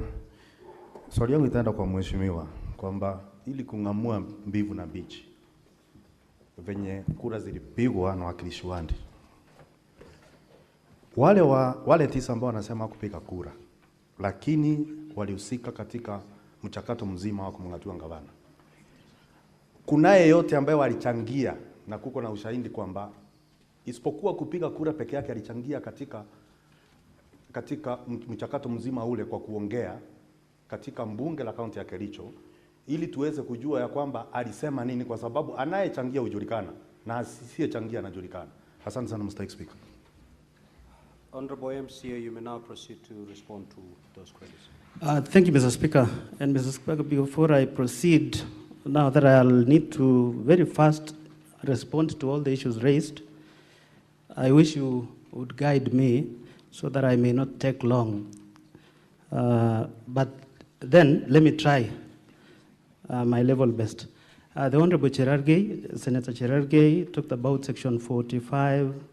That is the appointment of CS and the CEOs. Yes, this is done by the Public Service Board, but the County Secretary is part of the cabinet. And from the amended standing orders of the Kericho County Assembly, we can, as an assembly, discipline the county secretary, but the CEOs, we can do the recommendation to the Public Service Board. You talked about the fictitious payment. I think it is because of time. Mr. Speaker, sir, we have the misuse of FLOCA money. This is World Bank money. That is highlighted in my motion, but has not been canvassed in this House. But it is in most of the reports that you have in this House.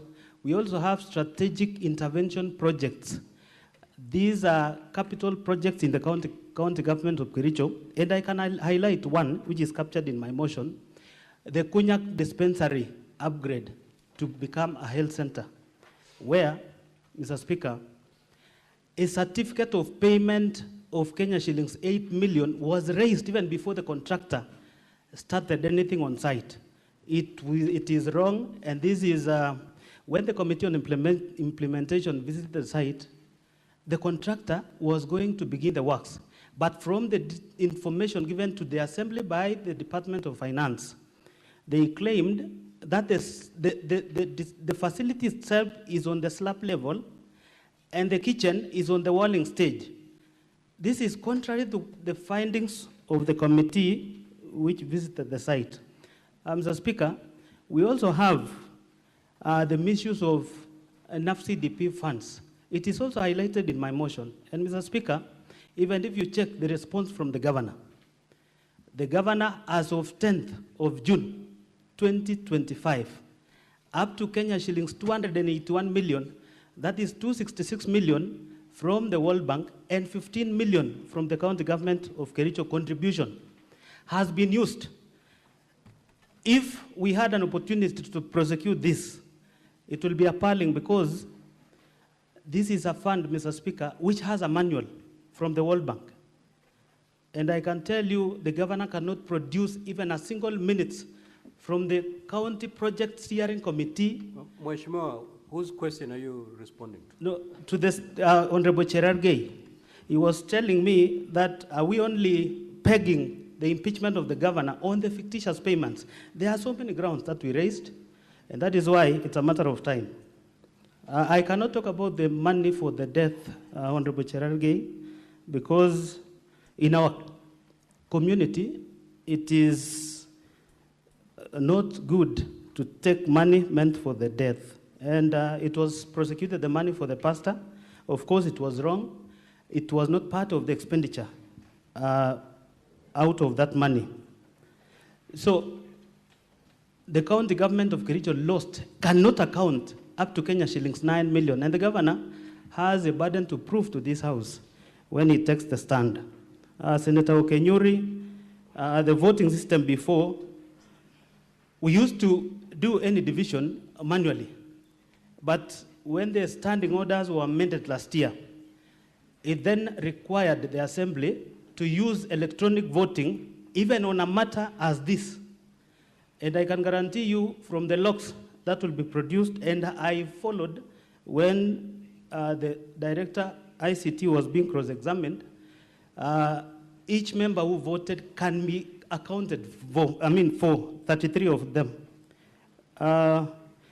I did not get the Auditor General's report from Senator Okenyuri. Senator Faki, kazi mtaani. Mr. Speaker, most of these works were done, but then not even most of these works, some of them were done, but others, the contractors were merely assigned a place, they never did anything. It is in the report, but they were paid. We felt as a committee that looked into this, that the value for money was not realized. And we even gave the governor recommendations to ensure these contractors who were paid without a single documentation be surcharged, and the officers who oversaw this process be disciplined.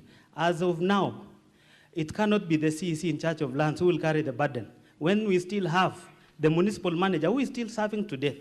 The accountant who paid is still serving to death. The municipality of Litein was, at the moment, acted by the sub-county administrator. He's still serving. And that is the accounting officer who oversaw the whole process. So most of these officers are currently working. They have never been called to account the loss of 39 million. And that is why I said, pursuant to Article 179(4) of the Constitution and County Governments Act, Section 33F, the governor bears the huge responsibility in the way the resources of the county is managed. Senator Tabitha talked about the Londiani victims. I can tell you, if you pay 4.8 million of the 14 million shillings raised, that tells you up to 9-point-something million was not given to those victims. And the commitment by the governor in that clip, How I wish we had time, because to this Senate, we produced 3 clips for Londiani. Governor talking about this is what we're going to do. When the report from this committee came, he talked about my hands are tied. I cannot punish any official. Then we felt the governor is the biggest beneficiary in the whole scenario, because how can you then not even take a chief officer or even this signatory to account where this money was spent? Senator Ledama Olekina, first of all, Honorable Kibet Bosuben is elected member of County Assembly representing Cheblanget. And for the record again, the clip that was played in this Senate, that is not me. And perhaps the member needs to produce, even, you know, if he was recording me, for instance, then there should be that conversation between me and him. In this affidavit is put here, he should be able even to produce, including the timings. The arbitrary clip that has been played is so funny, and as I said, Mr. Speaker, for the avoidance of doubt, I happened to school with Senator Aaron Cheruiyot in high school, and I want to set this record straight. I was the chairman, Seventh-day Adventist group. Even at the university, I became a deacon for 4 years. How can I be a drunkard? I have integrity to protect, even after being elected. So the person, Senator Ledama, that is not me. And I voted once. In fact, I was number 4 in that log, because as the mover of the motion, I wanted my vote to count, because I badly wanted all the members to pass the motion for us to come and be heard before the Senate. Last time we were not heard. Kinywa, Leonard Oti, if you check the transaction, I want to just, and I want to believe Kinywa is here. Show me.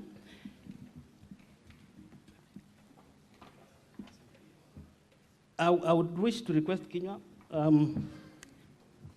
Page.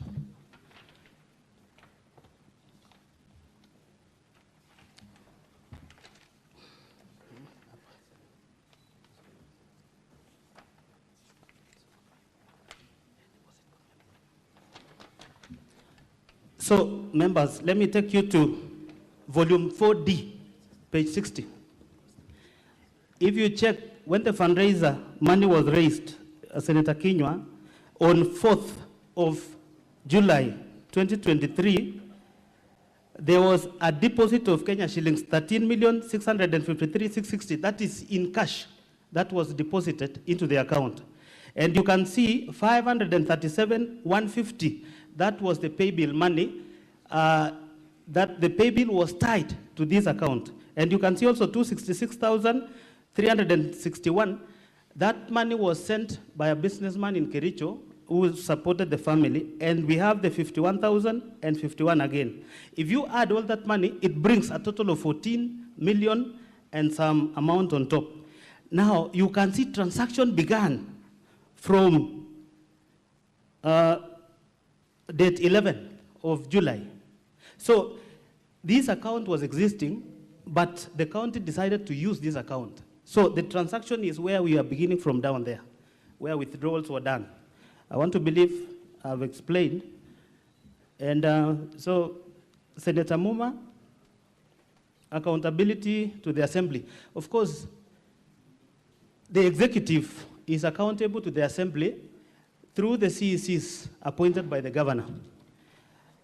But then, I want to, Mr. Speaker, you know this governor has history for not implementing any single report. The Kazim Tani report was tabled, not a single implementation was done by the executive. The Londiani accident victims, even Senator Boni Halwale, the families who perished from Western, the committee members paid a visit to Western, to the families, to confirm. The county government of Kericho paid 90,000 to those who we lost and 60,000 to the families who survived. But then, out of the 14 million, the national government, through the Ministry of Treasury, gave 300,000 to every family that lost their loved ones, and 200,000 for the families of those, the survivors could be traced. Now, the county government, raising merely 14 million, could not disperse the entire 14 million to the families. And the governor himself committed to doing so. I can tell you it is up to this House to establish whether the 9 million the governor will account, and said he dispersed later on, because what we can trace is only 4.8 million. Senator Tobiko, MCS who voted for the motion are 33, and that is why we are here, because we met the threshold. Tabitha, if you see, being the mover of the motion, I was seated in front. I want to believe if that video will have an opportunity to be played, and I sat throughout the motion until it ended. And I had only one phone in my hand, and only one link. So I didn't vote for anybody. And anybody who claims that I voted for, I saw a ruling done by the Speaker that later on, there is an independent audit that will be carried out on that system. It will reveal if, through my phone, I voted for two people or for myself alone. Otherwise, we can account for the 33 who voted. And so that they don't take you around. We already have one who sworn affidavit that I voted. And initially, the governor had taken her to Kisumu, hid her for more than 3 days, but she sneaked. And she was able to testify that she voted. We only need the other 3 to confirm they voted. So there was a breakdown by Senator Tabitha. Actually, if you look at my affidavit in volume 2, when you get your time, I was able to break down the entire payment. The 423 was meant to be paid fictitiously to some spending. The 411 that you can find somehow later on was paid to Supertix. These are the people who are not meant to receive this amount. In fact, the governor said the county is not broke. This county is rich. And again, he instructed the same committee to make payments for the expenditure that was never meant to. This one we can prove. And even despite the fact that we came up with this report, he never acted on the report. Senator Mariam, Brian Langat was fired by the governor as the CEC. And if you check the grounds under which the governor fired the 6 CECs was failing to adhere to they talked about executive orders. Executive order 1 of 2022, 1 of 23, 1 of 24. If you look at the executive orders, is failing to adhere or to go to wherever they were posted to. Now, you cannot tie Brian to the incident of Londiani in that firing spree. And we realized Brian is a very young man who had a future. Before he was picked as an executive, he was the legal officer in the assembly. So when an opportunity was advertised in the assembly, he applied. And he was competitively sourced. He is now the deputy director, legal services. We feel Brian was not fired for lack of or for committing any offense. Senator Onyonga, it is true, your standing orders and ours, we are trying to improve as a county because we felt if we continue using manual, remember the only assembly that we are still using the assembly that was used by the defunct local authorities. And there is one that we are building. Once we have a modern assembly like this, I want to believe we'll be having gadgets like this. And it will be easier for us to vote, and the results will be seen within a minute. Mheshimiwa, you have 2 minutes to go. Thank you, Mr. Speaker. Senator Nyamo, we've never used electronic voting before because we've never had a matter as of great importance as this one. So we had to use on this one because it is a decisive vote. And it doesn't mean that we used it so that we get the requisite numbers. I want to believe the IT officer has explained, in case of any malpractice or in case of any failure, I want to believe there was a way we were going to address that. Senator Boni, yes, from the council, Ongoya, of course he painted governor as a bad man. And if we had an opportunity of playing most of those clips, the governor is a man of doublespeak. When the report on fictitious came out, he referred to the same MCS he had faith in as contractors. But before then, he said, I have faith in this MCS, looking into the matter. When the matter came up, he talked about them. In fact, the shocking thing, the other committee that was looking into Londiani incident, the governor in broad daylight and in public called them, referred to them as funeral committee. This is another committee composed of honorable members. When you publicly refer them as funeral committee, it is up to this house to find this is not a good governor, but likely to be a bad one.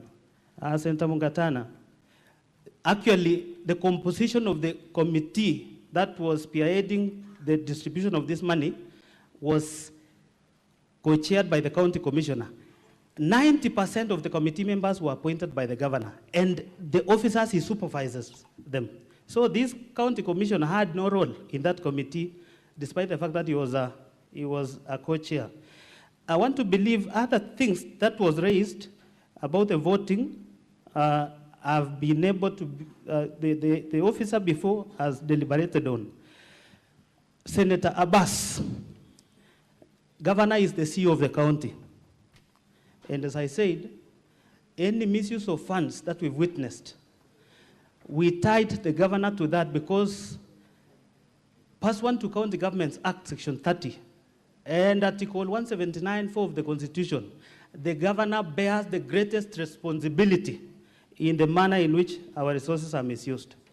So the others, Mr. Speaker, issues of voting, we will, under your directive, we will be getting the real results.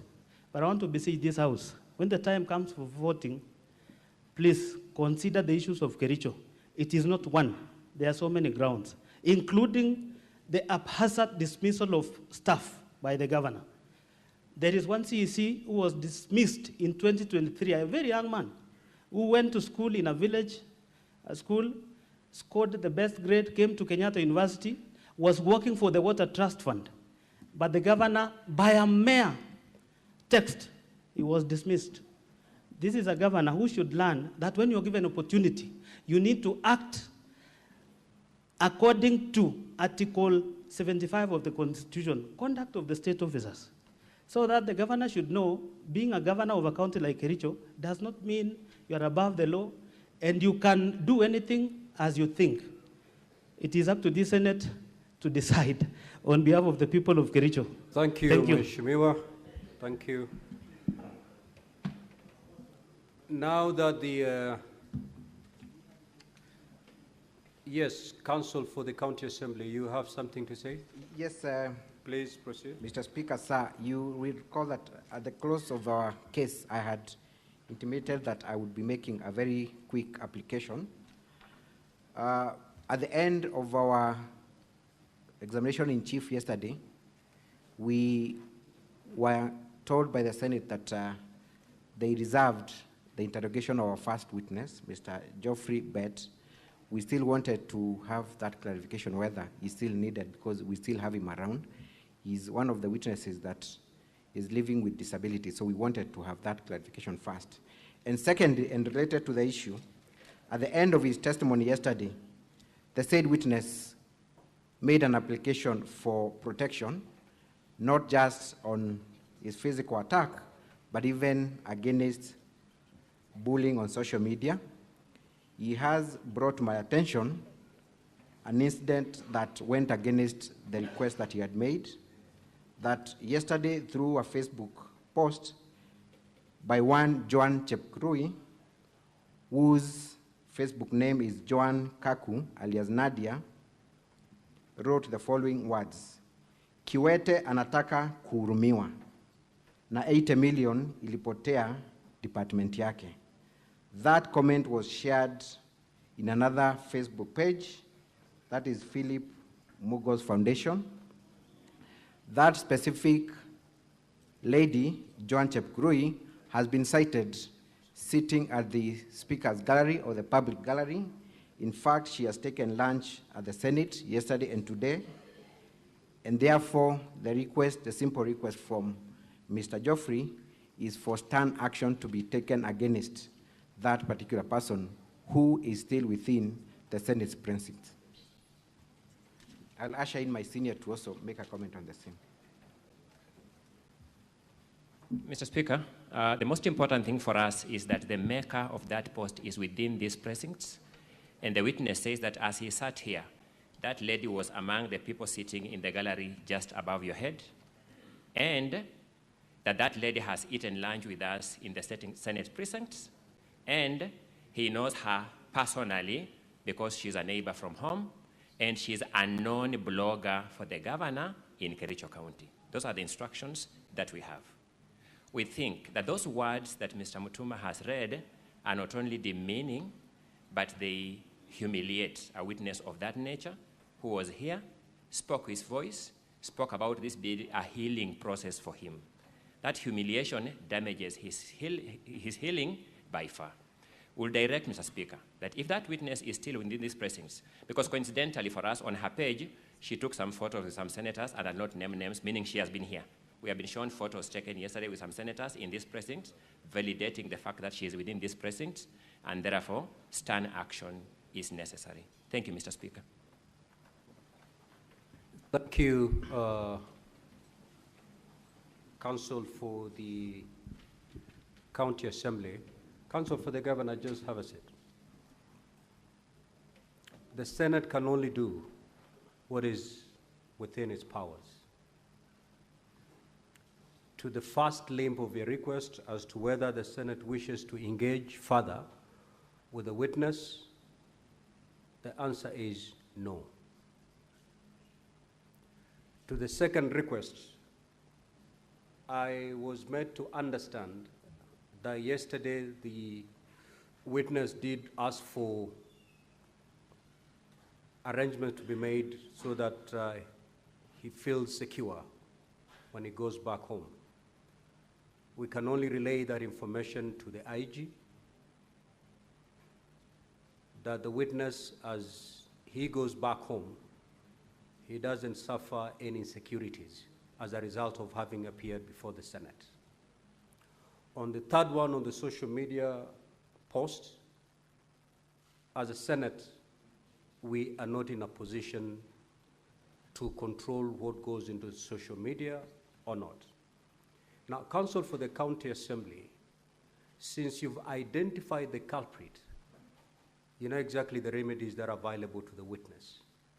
Kindly pursue them so that that particular person who posted that derogatory post is punished pursuant to the law. However, I will add one thing.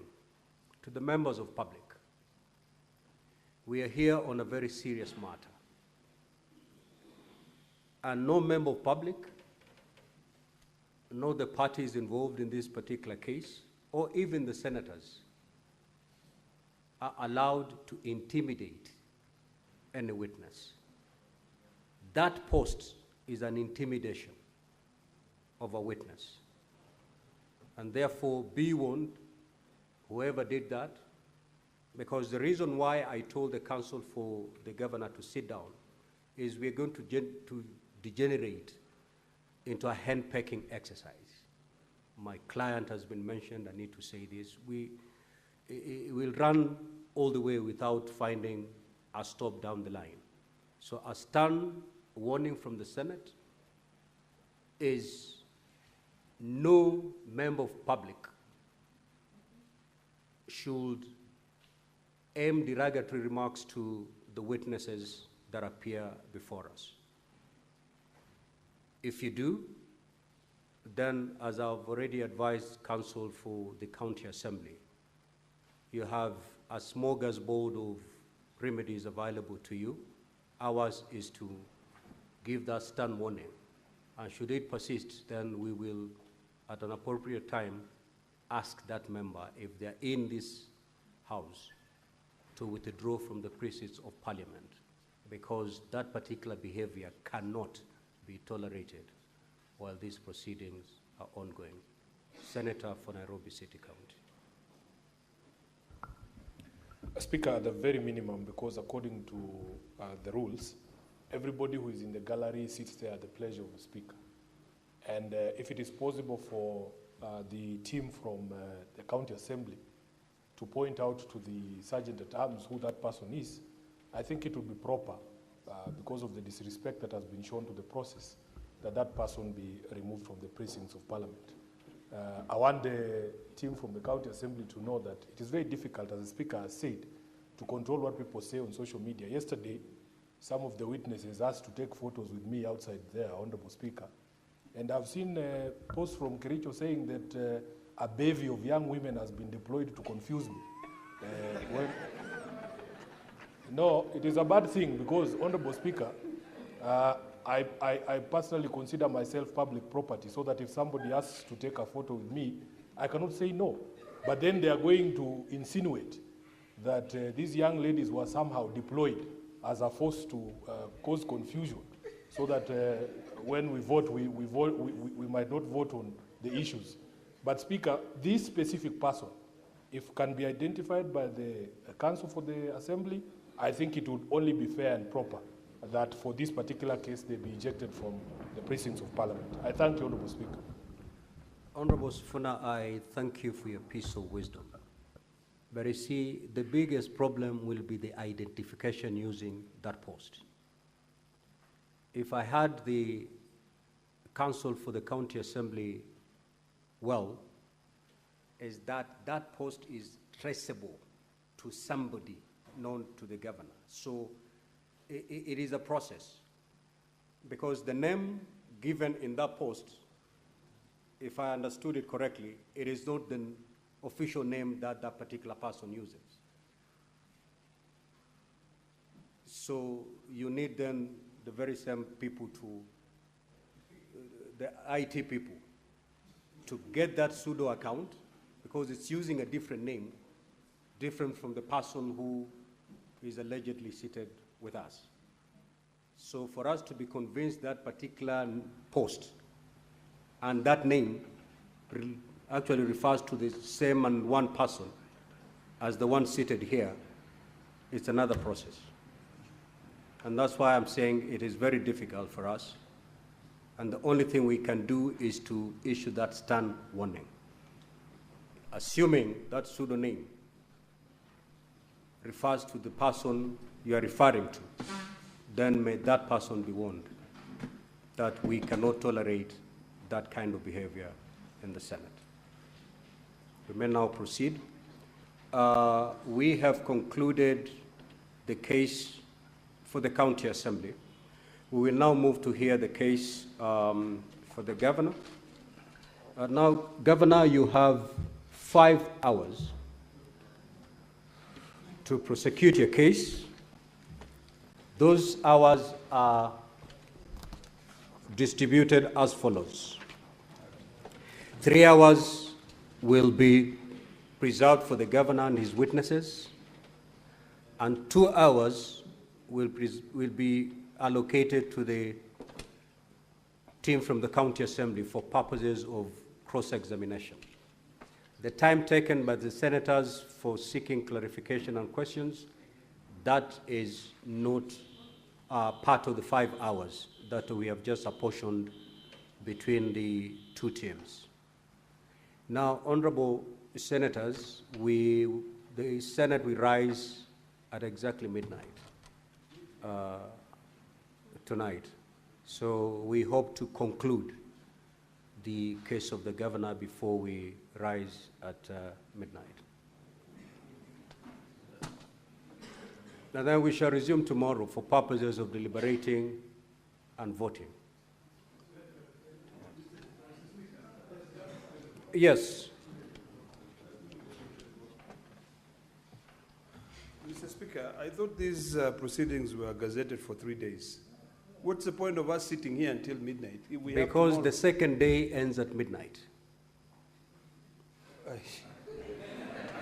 Mr. Speaker, I would like to beseech you, because we only have 5 hours for the Governor's case or response, and then I think a couple of hours for the other party and also the Governor to be able to conclude the matter.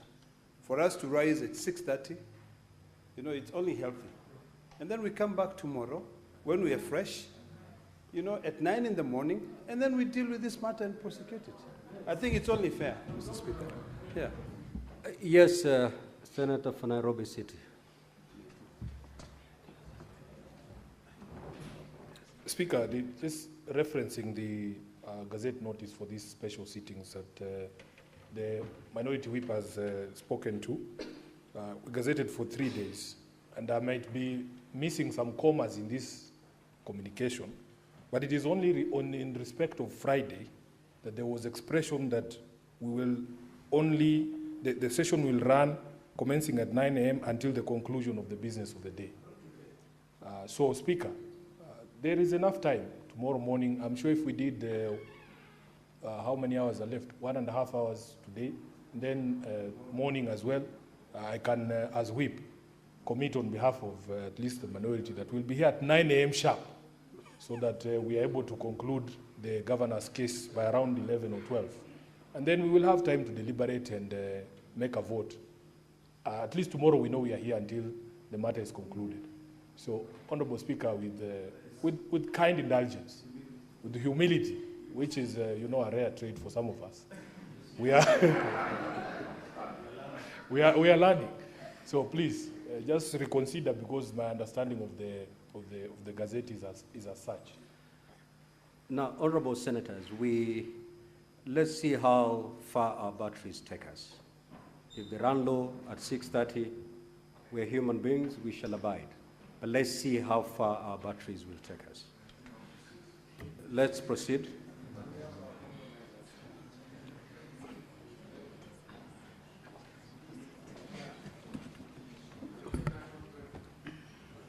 No, we cannot. We cannot. However, you individually, you can walk out, stretch, and come back. Senator for Mombasa.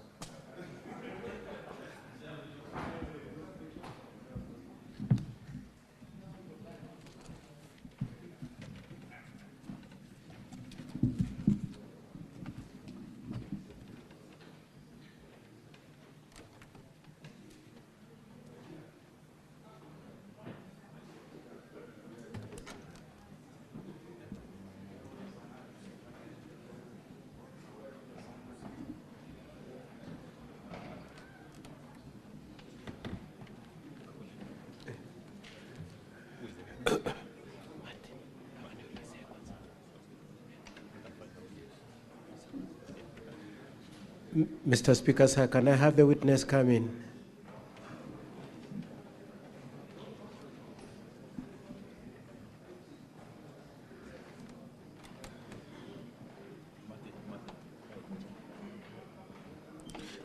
I was inquiring if the witness can come in, Mr. Speaker, sir. Sergeant at Arms, kindly usher in the first witness of the governor's side.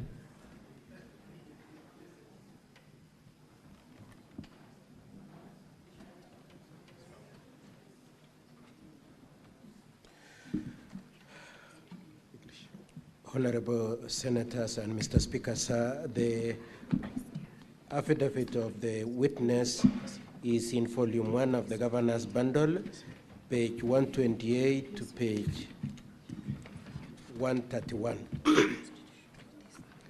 Governor's bundle, page 128 to 131. The governor's bundle is bound in red.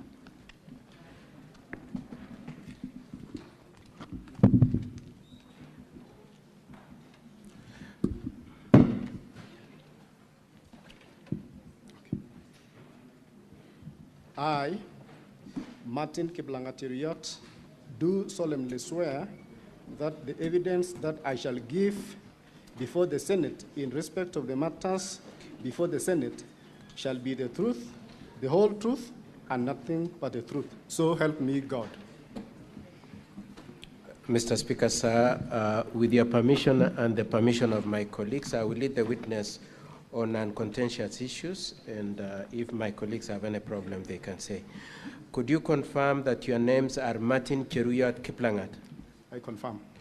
Could you confirm that you swore? One, Sergeant at Arms, you may need to ask the technical team to power the microphone a bit higher because we cannot hear the counsel for the governor well. Now, counsel for governor, would you please indicate how many witnesses you're calling for purposes of managing the time? Mr. Speaker, sir, I had intended, I have 4 that I must call, Mr. Speaker, sir. 4 that I must call.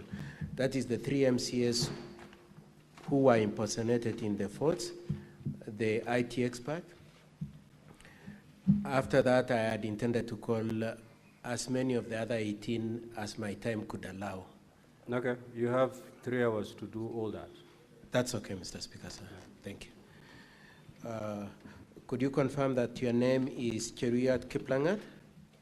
Yes, I confirm. You are an MCA at Kericho County Assembly? Yes, I confirm. Could you confirm that you represent a ward by the name, just say the name of your ward? I am an elected leader representing a ward that is called Kap Kugerwet. Thank you. And you swore an affidavit in support of your affirmance in this assembly? Yes. Could you confirm that is the affidavit at page 128 to page 131 in bundle 1? Yes, I confirm. And you'd like to rely on it, you'd like the honorable senators to look at it in support of your case? Yes. Could you confirm that you also swore another affidavit jointly with the other MCAs? If you could look at page 113 of the same bundle.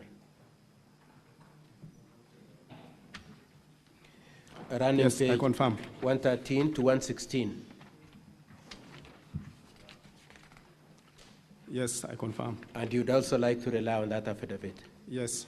Now, that affidavit of page 113 to 116 is signed by how many people? Signed by 18 people. It's signed by 18 people. And could you confirm that they are all MCS?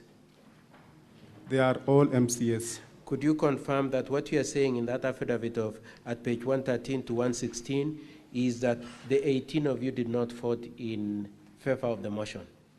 Yes, I do confirm that we did not vote in favor of the motion. That's not what I'm asking you. What I'm asking you is that in that affidavit you've said that all the 18 of you are saying that you did not vote, isn't it? That's what you're saying? Yes. Okay. Now, could you move on to page, I would like you to go to page 109. Page 109. Could you confirm, what is the document at page 109? This is an OB number. This is an OB number. What was the complaint that was being made in respect to? Were you involved in making the making of that OB number? Yes. What was the complaint that you had made? The complaint that I made at this at the DCI is that there was I didn't vote. I didn't vote. Somebody else impersonated you. Impersonated me. Okay. And was it you alone who was complaining? No. How many people complained? 4 of us. 4 of you. Yes. And the 4 of you are the ones whose votes are purported to have been made in favor of the impeachment, isn't it? Yes. Okay. And you'd like also the senators to take into account that? Yes. Could you confirm if you are familiar with the letter at page 110 to 112? Yes, I do confirm. What is that letter? This is also a complaint to DCI headquarters to request them to investigate the procedural unauthorized use of my credentials in that voting process. It is also a complaint in respect to impersonating you in the voting. And how many people complained? How many people wrote that letter? 18 members. You wrote 18 people. Okay, so I would like us now, having laid the documents in your affidavit, I would like you to go to paragraph 3. Are you at paragraph 3? In paragraph 3, you say, we have read the affidavit sworn by Honorable Kiptor B. Kiptegan. We adopt and reiterate all he has stated, inclusive of the annexes he has made. That's your position at page 128.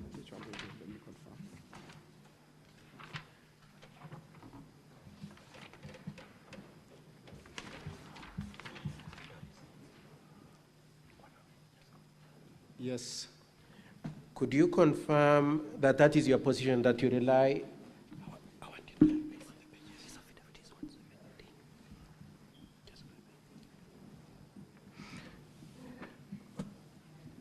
You stand by that position that you rely also on the substantive affidavit sworn by Honorable B. Kiptegan, isn't it? Yes.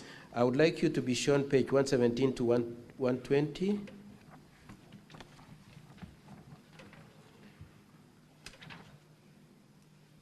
Could you confirm that that page 117 to 120 is the affidavit of Kiptegan, which you rely on? Yes. Thank you. Now let's discuss a few things that you've made in the main reason why you're here. Now, why are you here? I'm here to prove that I did not vote in that voting process. You are here to tell these honorable senators that you did not vote? Yes. And if the report purports that you voted, what is your position? My position is that whoever did it for me denied me my right, and so your position is that if it is alleged that you voted, you did not, somebody has impersonated you. Impersonated, yes. Okay, thank you. Now, apart from yourself, were there any other people in your company that were opposed? Yes. How many people? 17 other members. 17 others, coming to a total of 18? 18, yes. Okay. And did you make your position known at the assembly? Yes, we made our position known when time of declaration of voting was directed by the Speaker. Yes. The 18 of us stood, yes, requesting that we be given, we make a voting by roll call. You wanted to vote by roll call? Yes. And why were you opposed to use of electronic voting? We were opposed to use of electronic because it was new to us. We were not even earlier inducted on it, so it was a decision that was made at that particular time. So we didn't actually want to do by voting by electronic, and also I feared manipulation. Manipulation by who? Actually, by whoever maybe did the system, because yes. So the two reasons why you wanted a roll call is, number one, you didn't know how to. It was a new system. A new system. And secondly, you are suspicious of the intention in the use of the electronic voting. Yes. Okay. Okay. Could I just ask you a few questions? Had you been trained on the use of this system? No. Had you ever voted using the system? No. Had you put in place manuals, regulations, or policies for the use of this system? No. There was no policies, there were no guidelines, and there were no manuals on the use of this system? There was none. Okay. Now, you heard the IT experts say that you passed Standing Order number 77 in October 2024. That's correct, isn't it? Yes. That's correct. I'm not sure. You are aware that there's a Standing Order number 77? Yes. You don't recall when it was passed? Yes. Okay. Now, do you know when you impeached the Deputy Speaker? Do you recall when you impeached the Deputy Speaker? Yes, I recall. Was it on 8th of November 2025? When you removed the Deputy Speaker, sorry, yes. not impeached? Yes. It was in November 2025? Yes. Did you use this electronic voting then? No. Okay. And this is after you had already enacted that Standing Order number 77, isn't it? Yes. Okay. Now, had you ever used this electronic voting ever before? No. And when was it decided that it should be used? It was just immediately before voting for the impeachment of the governor. So it was decided that day in the course of the impeachment discussion that it be used on that day? Yes. Did you have notice that it would be used on that day? As you woke up at home when you were coming, were you aware that they would be using electronic voting? No, we were not aware. And was there any communication that it might be used? No. There was no communication. Yes. Now, if 18 of you had indicated that you are not going to vote electronic and you preferred roll call voting, In the face of the fact that the Speaker insisted that it must be electronic voting, what did you do? We requested that we use the roll call, and we stood. One member stood, and the rest of us stood in support. No, my question is, so the Speaker said we will use electronic voting. He has refused to grant your wish to use roll call. Did you vote? No, I didn't vote. Are you aware even of the 18 voted? I'm not aware also if they voted. Okay. So if 18 abstained, how many people could have at most voted on that day? If 18 abstained, because we are 47 members, yes, then 29 members could have voted. So if 18 abstained, there would be only 29 members voting? 29 members. But you see that they have said 33 voted, isn't it? Yes. Okay. Now, if it remained 29, would you have achieved the 2/3 that is the target of this process? No. It wouldn't have been achieved. Lastly, two issues. Did you have any gadget where the Speaker very specifically said in the answer that you press a button? You remember that? Yes. Was there any gadget with a button that you could press? There was no gadget that I had at that time. Okay. Mr. Speaker, sir, in evidence in chief, I would like to leave it there. Honorable member, you will wait for questions from my colleagues for the assembly. They might not be as friendly as I am, so be ready. Probably you could come this side and they can ask you. Just come with you. Counsel for County Assembly, you may now proceed to cross-examine the witness.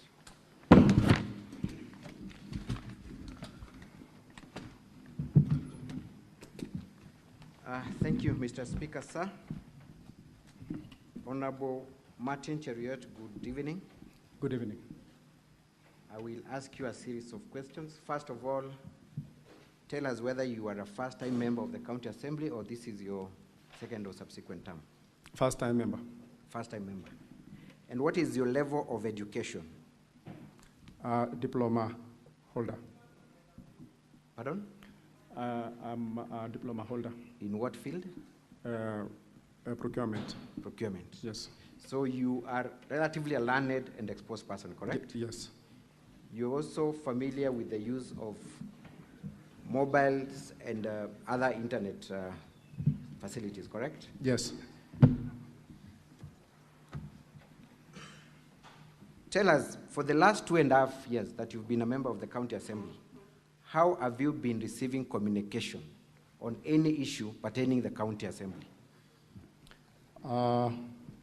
We've been receiving through SMS and also at times by circulation of hard copies. How is that SMS generated? Is it a special SMS that runs through a system? Yes, it emanates from a county assembly. From county assembly? Yes. How about generation of invoices that pertains your per diems and other payments? You still do that through the same system, correct? About the invoices, that is now the work of the accounts department. But how do you make claims for your allowances? Isn't it through a system that has been generated and used by the county assembly? Yes. So you have interacted with this system since 2018, since when the time you came to the county assembly, correct? You have used that system for other functions, correct? Yes. And you have been trained on the use of that system on other functions, correct? No, the system I mean is the SMS, the replies of the messages that comes to my phone, my mobile phone. No training. But have you had any challenges in the use of that platform that has been internally developed by the county assembly? Have you had any challenges yourself? No challenge, because it's replying of messages. So the only challenge you had was the use of electronic voting and not for any other purpose. Don't you feel that is too convenient for the senators to believe? Yes, but Thank you. Thank you. You've answered my question. I move on to the next issue. Mr. Cheriot, has the county assembly provided you with a laptop paid for by taxpayers' money? Yes. What was the purpose of you getting a laptop paid for by taxpayers' money? For us to be using on our proceedings. For proceedings. Yes. Including electronic voting, correct? Yes, which we have not been Thank you. inducted. Thank you. Let me go specifically to the affidavit you have sworn before this House. That is the affidavit dated 23rd August 2025, correct? The one appearing at page 128. Yes. All the way to page 130, correct? Yes. You confirm that it is a joint affidavit. It is not an affidavit sworn by an individual. Yes, it's a joint affidavit. And therefore, the contents of that affidavit are contents that have been owned by two people and not one person, correct? Those are Yes. not just your varmints, but varmints of another person, one Edna Tonui, correct? Yes. When did you appear before a commissioner for oaths to swear this affidavit? Do you recall appearing before any commissioner for oaths? 23rd day of August. Where, specifically? Kericho. Which office? Marisha Cable. Give me the building and a number of that advocate. Katwa and Kemboy Advocates, 5th floor, Transnational Plaza. So this affidavit was sworn by Katwa and Kemboy Advocates, correct? Yes. So that then you did not appear before Chebet Ngetich, the commissioner for oaths. Or are you telling me that Chebet Ngetich works at Katwa and Kemboy Advocates? You did not go to any other advocate to swear this affidavit, correct? Yes. You did not. And therefore, you did not appear before a commissioner for oaths, one that is said to have commissioned this document, Chebet Ngetich, correct? You do not know who Chebet Ngetich is, correct? I appeared. Mr. Cheriot, which version of your story should we take? You have just said you did not appear before any other person apart from the office of Katwa Kemboy and advocates. I appeared before Chebet Ngetich Fancy. Pardon?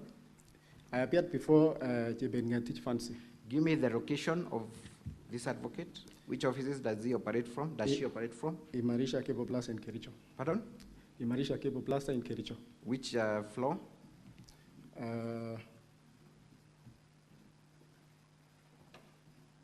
Door number? Okay.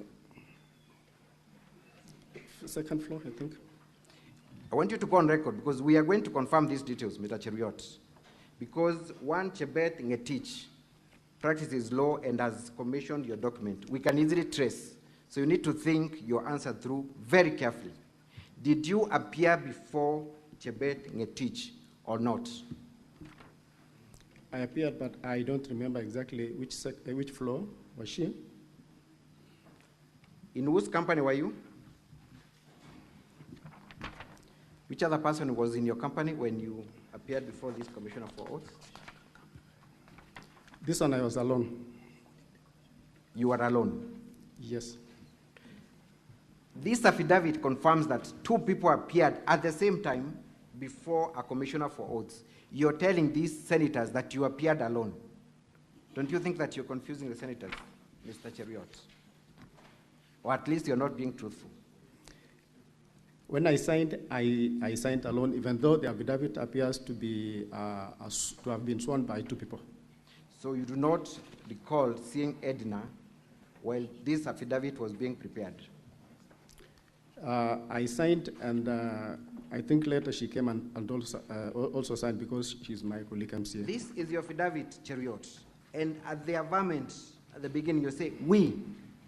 That means this document was generated, drafted, commissioned by two people at the same time. So are you now disowning the fact that this affidavit was jointly done and that it is only you who signed the affidavit? Is that your position? No, there is a space for Edna who also came, who signed also, and I also signed. I want you to look at another affidavit. Honorable Senators, this is the affidavit appearing at volume 7A of the County Assembly's documents.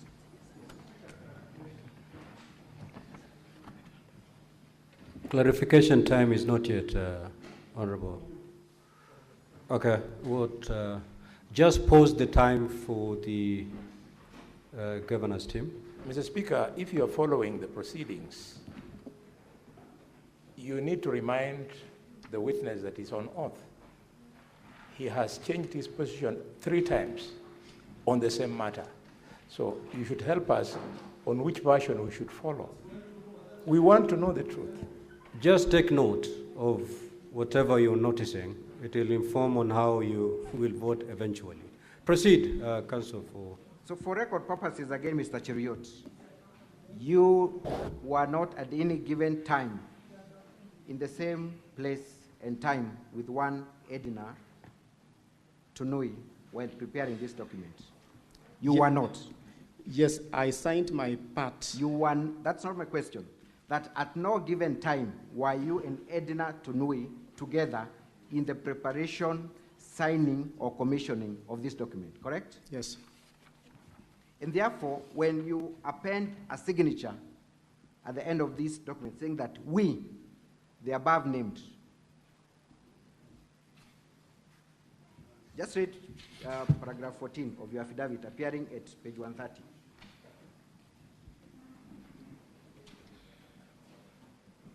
Just read what you state there at paragraph 14 at page 130. Yes. Proceed and read. Facts upon hearing are true to the best of our knowledge, information, and belief, save where we have stated otherwise, where we verify hereof in the correctness of what we stated. Do you still stand by the affirmation at paragraph 14 of your affidavit that the contents of this affidavit are true and correct to the best of your knowledge and belief? Yes. You have just confirmed that you have not seen Edna in the preparation, in the signing, and commissioning of these documents. How are we to reconcile that with the fact that you are now stating that this document was generated jointly between you and Edna? Don't you think there's a contradiction, Mr. Cheriot? No. You do not think there is a contradiction?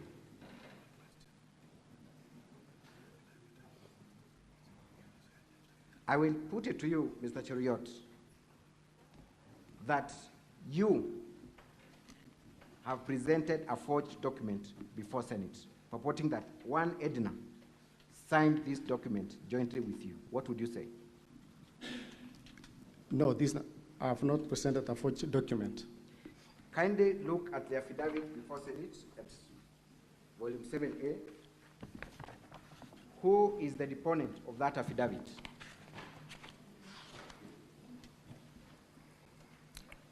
Chepkurui Edna Tonui.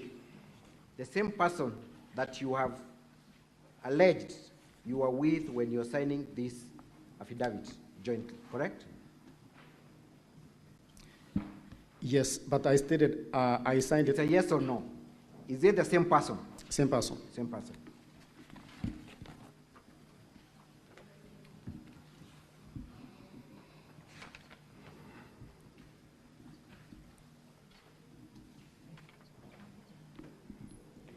Kindly read paragraph 8 of that affidavit. Paragraph 8 of that affidavit. What does Edna say? That I've seen affidavits and letters filed by the governor purporting that I was part of the 18 MCAs who allegedly absconded from voting on the impeachment motion. To with the affidavit allegedly sworn on 15 August 2025, jointly by myself and 17 other members of the County Assembly. B, the affidavit allegedly sworn on 23rd August 2025, jointly by myself and Honorable Martin Cheriot Blangat. And C, an undated letter allegedly co-authored by myself and 17 other members of the County Assembly of Kericho addressed to and received by the Director of Criminal Investigations, DCI, on 18th August 2025. Edna confirms that she did not sign the affidavit that you presented before Senate. You have also confirmed that you did not see Edna at any given time in the preparation, in the signing and commissioning of this affidavit. And this is your affidavit, Mr. Cheruiyot. Are you then on record confirming that you have brought before the Senate a forged document in the name of an affidavit that you have presented on oath? No, there are other affidavits that are there. I am interested in the affidavit dated 23rd August 2025. This is your affidavit, correct? Yes. Edna has denounced the same. Do you then accept that you presented a document that was forged or procured without the authority of the other deponent?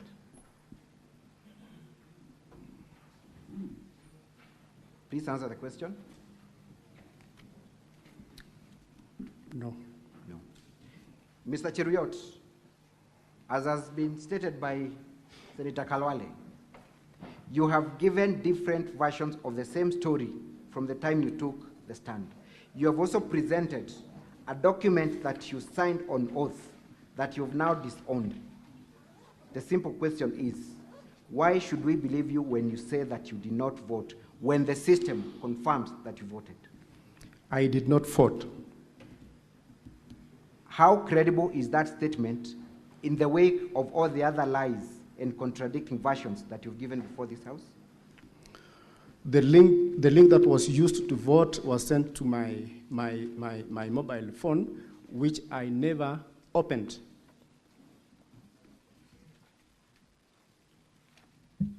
Thank you. You have also stated in your affidavit that you did not have your phone at the time of the voting, correct? Yes. Where was your phone at that time? At that particular time of voting, my phone was in the car at the parking lot. For how long was your phone in the car? For the time immediately just before voting and for almost 1.5 hours after.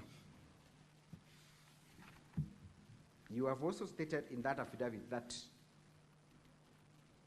not just your phone, but Edna's phone was not with her. Is that what appears in your affidavit, or am I reading my own things? Do you remember stating that fact? Is it in your affidavit? Yes. You stated on oath that Edna did not have her phone at the time of the voting, correct? In your affidavit, correct? The 18 members that were... I am talking about Edna and yourself, the deponents of this affidavit. You have confirmed on oath that Edna did not have her phone at the time of voting, correct? Yes. How could you tell that Edna did not have her phone at the time of voting? We were together in the chambers, and she also had given her phone elsewhere. We're interested in knowing that elsewhere. Where is that other place that your phone was and Edna's phone was? Mine was in my car at the parking lot, and she said she also didn't have her, so I don't know exactly where she had kept it, but she didn't have the phone in the chambers. Mr. Cheruiyot, yes. You have disowned ever seeing Edna in the making of this affidavit. How can we verify the fact that Edna did not have a phone at the time of voting?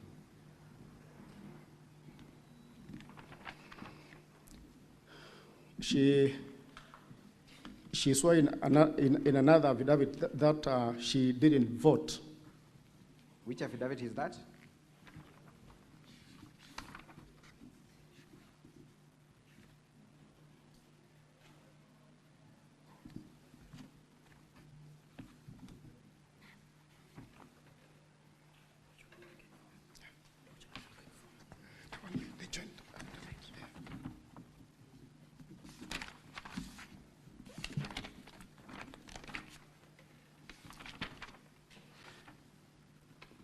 I'm in reference to the complaint that she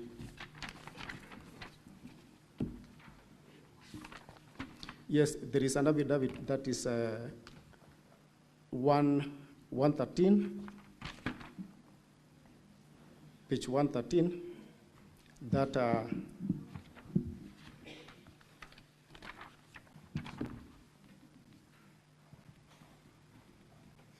give us the page of the affidavit. Which page?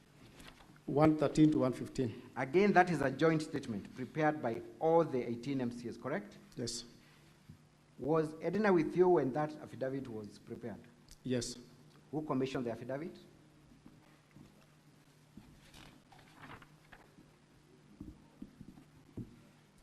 Brian Kiprotich. Brian Kiprotich.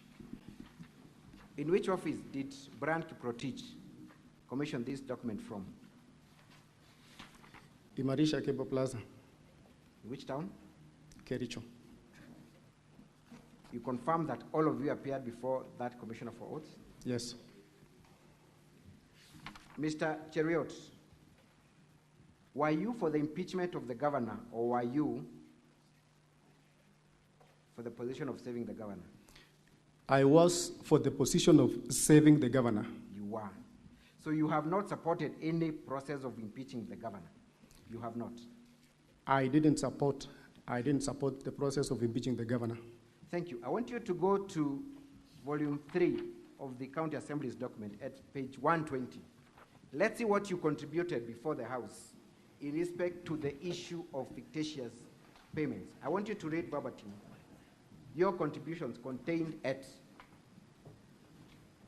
page 120 of volume 3.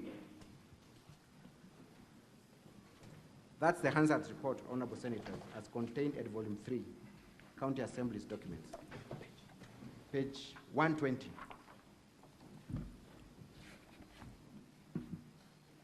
Confirm that you're the member for County Assembly for Kapruwet Ward, correct? Yes. You confirm that at page 120, we come across your contribution in the floor of the House in respect to the fictitious payments, correct? You should be having counsel. We supplied volume 3, but we can avail an extra copy.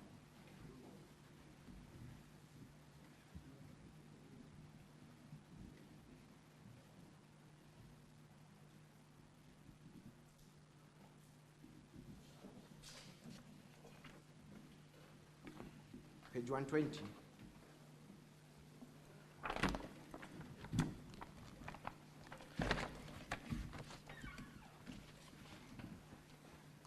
I want you to read, and kindly be mindful of my time, your contribution before the floor of the House in respect to fictitious payments.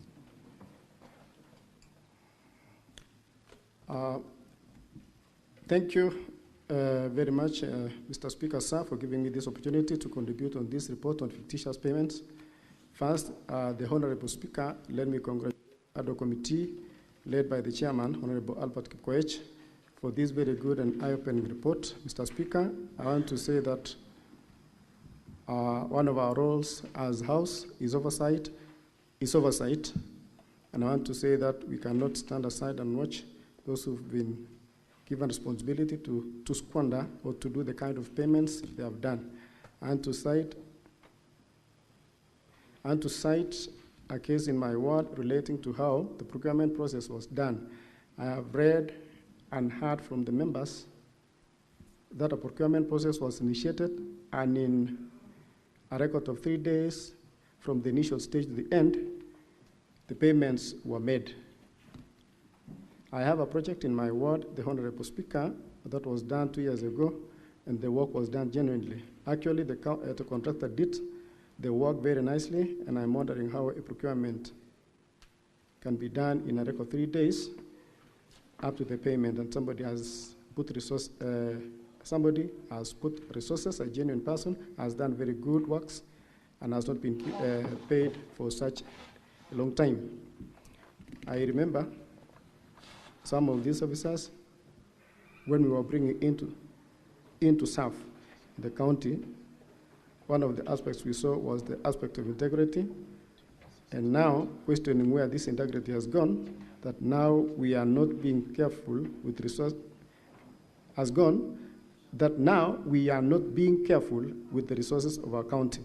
So I want to say that, those who have been implicated or mentioned, and specifically I'm drawn to the specific recommendations that action needs to be taken against them for not, or to be held accountable for the actions that are upon them. So I want to say, Honorable Speaker, I'm in support of this report so that we move on and we guard the resources of our county. Thank you, Honorable Speaker. Are you changing your position in respect to the report on fictitious payments? I'm not changing, but there were specific recommendations not really impeaching the governor. You did not disagree with the report, did you? I agreed with the report, but with recommendations, specific recommendations. You endorsed the report, correct? Recommendations you I endorsed the report, correct? Just a straight answer. You endorsed the report, correct? Yes, I endorsed, but not impeachment of the governor. But you endorsed the report which stated that all people who are culpable should be held to account, correct? Yes. And if the governor is one of them, that remains the position, correct? Unless it's proven that he's one of them. Mr. Cheruiyot, I believe you are also familiar with your standing orders, correct? Yes.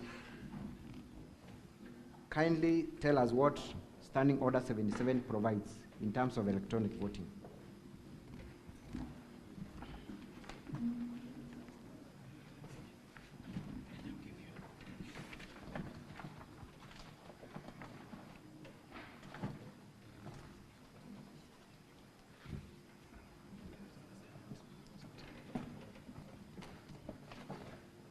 And before you read Standing Order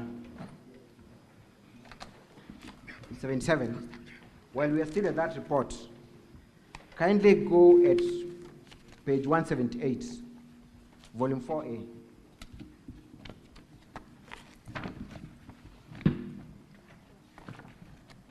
Kindly go to page 178 of volume 4A.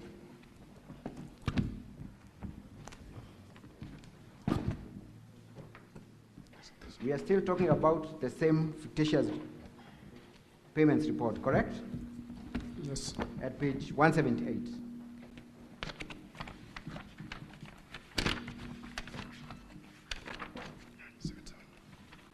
What was the last recommendation by the committee?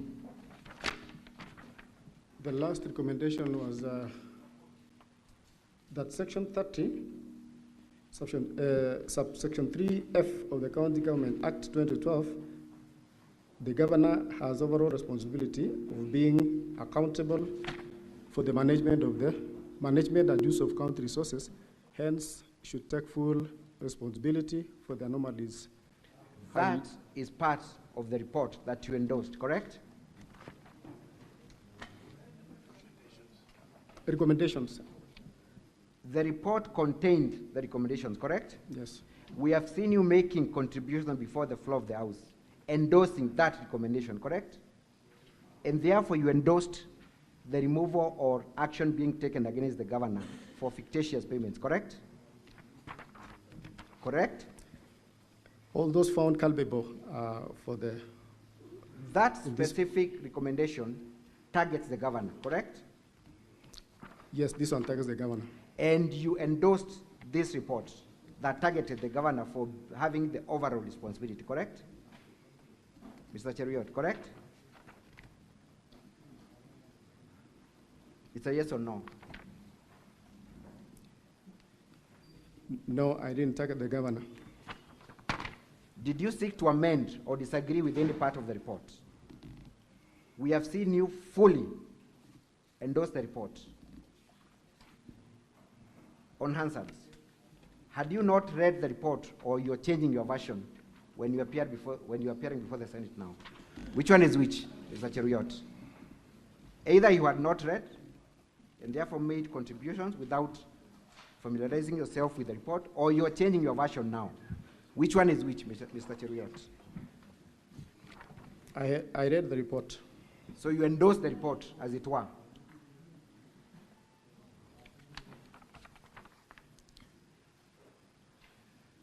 I'm struggling to understand what your position is. You have just told Senate here that you do not agree with the report to the extent of removing the governor on account of fictitious payments, correct? Yes. That's what you've told us.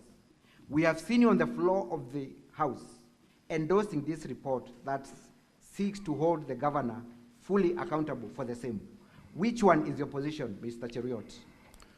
That report also recommended for the governor to be given time. I am interested in that specific recommendation that require the governor to take full responsibility. Is that part of the report that you endorsed? Yes. Then you have lied before the Senate when you say that the governor should not be held accountable for the same fictitious report that you endorsed, correct?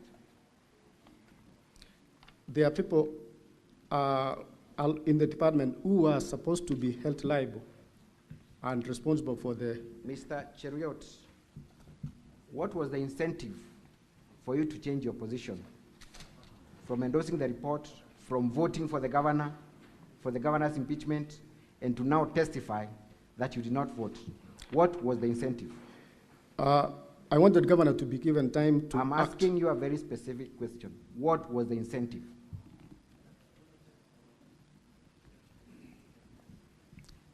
I didn't support the impeachment of the governor. You did not support the impeachment of the governor? Yes. Even though the evidence states the contrary?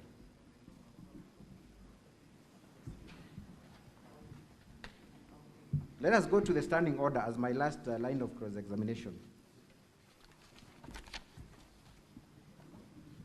Do your standing orders provide for electronic voting? Yes. Standing order 77, correct? Yes. Correct? Yes. Are you familiar with that standing order as a member of the County Assembly? Yes, I'm familiar. Did you require advance notice to comply with standing orders that I expressed? Did you require prior notice that voting would be electronic? Yes, because we didn't have electronic... Did you require notice? Yes, I required. What is the basis of your answer? Because we didn't have the electronic gadgets, and I was not prepared with my... Mr. Cheruiyot, you have confirmed that the County Assembly bought you a laptop. So when you say that you did not have a gadget to vote, are you not lying to the senators? At that time, Council, I didn't have my... It's a simple question. Are you not lying when you state that you did not have a gadget when you've been bought for a gadget and you knew the business of the day?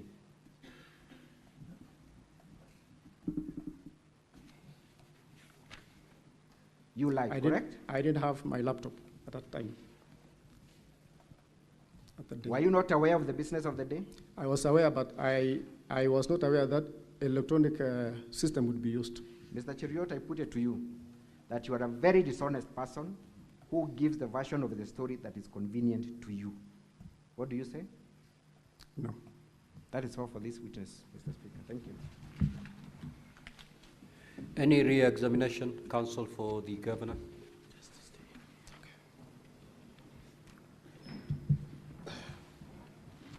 Mr.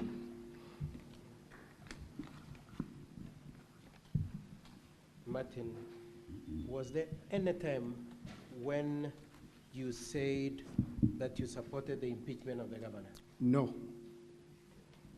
The part that has been read to you, does it say anywhere that the governor is to be impeached? No, it doesn't.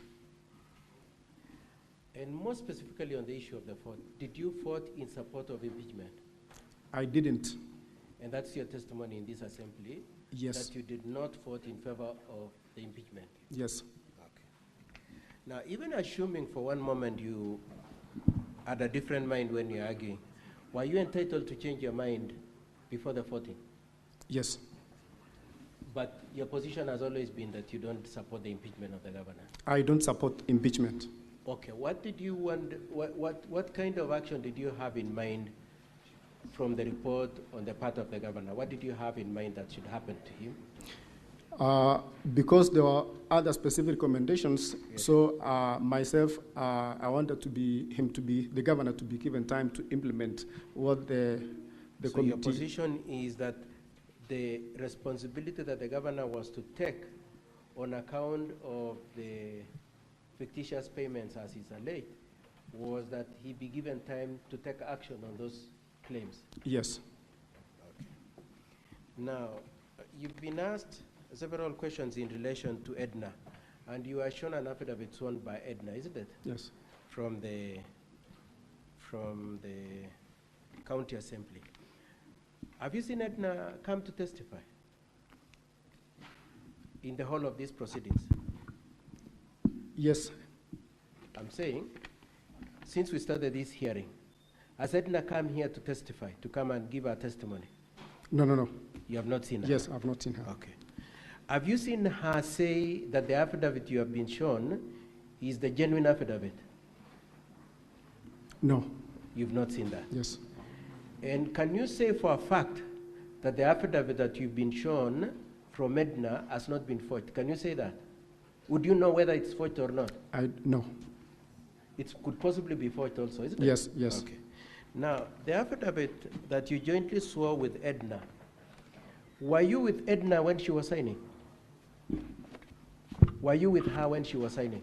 Or you signed alone the way you said? I signed alone. You signed alone and went away? Yes. Okay. And do you stand by everything that is stated in that affidavit as Martin? Yes.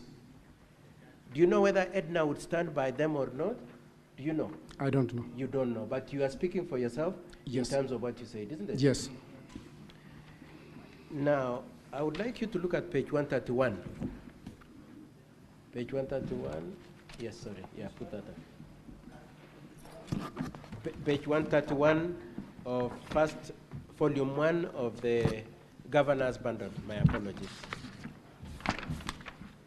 Yeah, there, the page 131. Now, you were asked whether you swore the affidavit before who, and for a moment you said Katwa and Kemboi. You remember saying that? Yes. Could you let the senators know what is indicated as being what Katwa and Kemboi did? Drawn and filed by Katwa So and Kemboi advocates. So it merely shows that the Katwa and Kemboi drafted the document, isn't it? Yes. And then at page 130, who has commissioned it? Page 130, Jebet Ngetich Fancy. Fancy commissioned it. Now, away from that affidavit, you remember when you walked into this chamber? Yes. What happened to you? I took an oath. You took an oath? Yes. What you are saying, is it true as per the affidavit? Yes, it is true. And is it true as per the oath that you took before these senators? Yes. Okay. Now, you said you didn't have your phone. It was in the car, isn't it? Yes. Do you know where Edna's phone was? Do you know where it was? I don't know. All you know? She didn't have. All you know is that she didn't have, but you don't know where it was. Yes. So as I finish my re-examination, as you speak today here, are you speaking for yourself and Edna, or you're speaking for who? I'm speaking for myself. You're speaking for yourself. And your point is that you did not vote? I did not vote. Okay. And lastly, were you given notice that they would be using electronic voting on that day? No.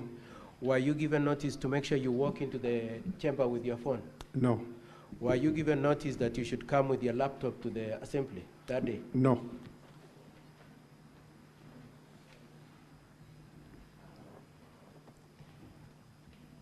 That should be all for this witness, Mr. Speaker, sir. Thank you.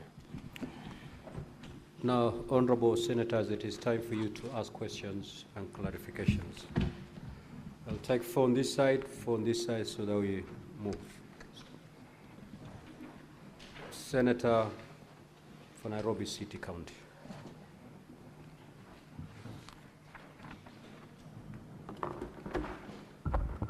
Thank you, Honorable Speaker.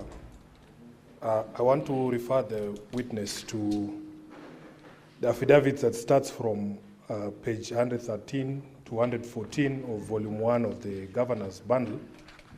And going through the affidavit at paragraph 1, the 18 people who deponed this affidavit are saying they participated in the proceedings. If you look at paragraph 6, they say the speaker demonstrated impartiality at several instances to mean they were present during that. Then at paragraph 9 on page 114, that during voting there were people experiencing technical difficulties and others questioning the integrity. Then at paragraph 13, Honorable Speaker, they say we abstained because we were not trained on the use of electronic machine. Now, as far as I understand the word abstain, witness, an abstain, if you look at our gadgets here, is a vote. Did you mean you voted to abstain or you refused to vote? That's the clarity that I want from you. I refused to vote. Just take the questions, then Okay. you will respond to them. Thank you. Senator Mandago.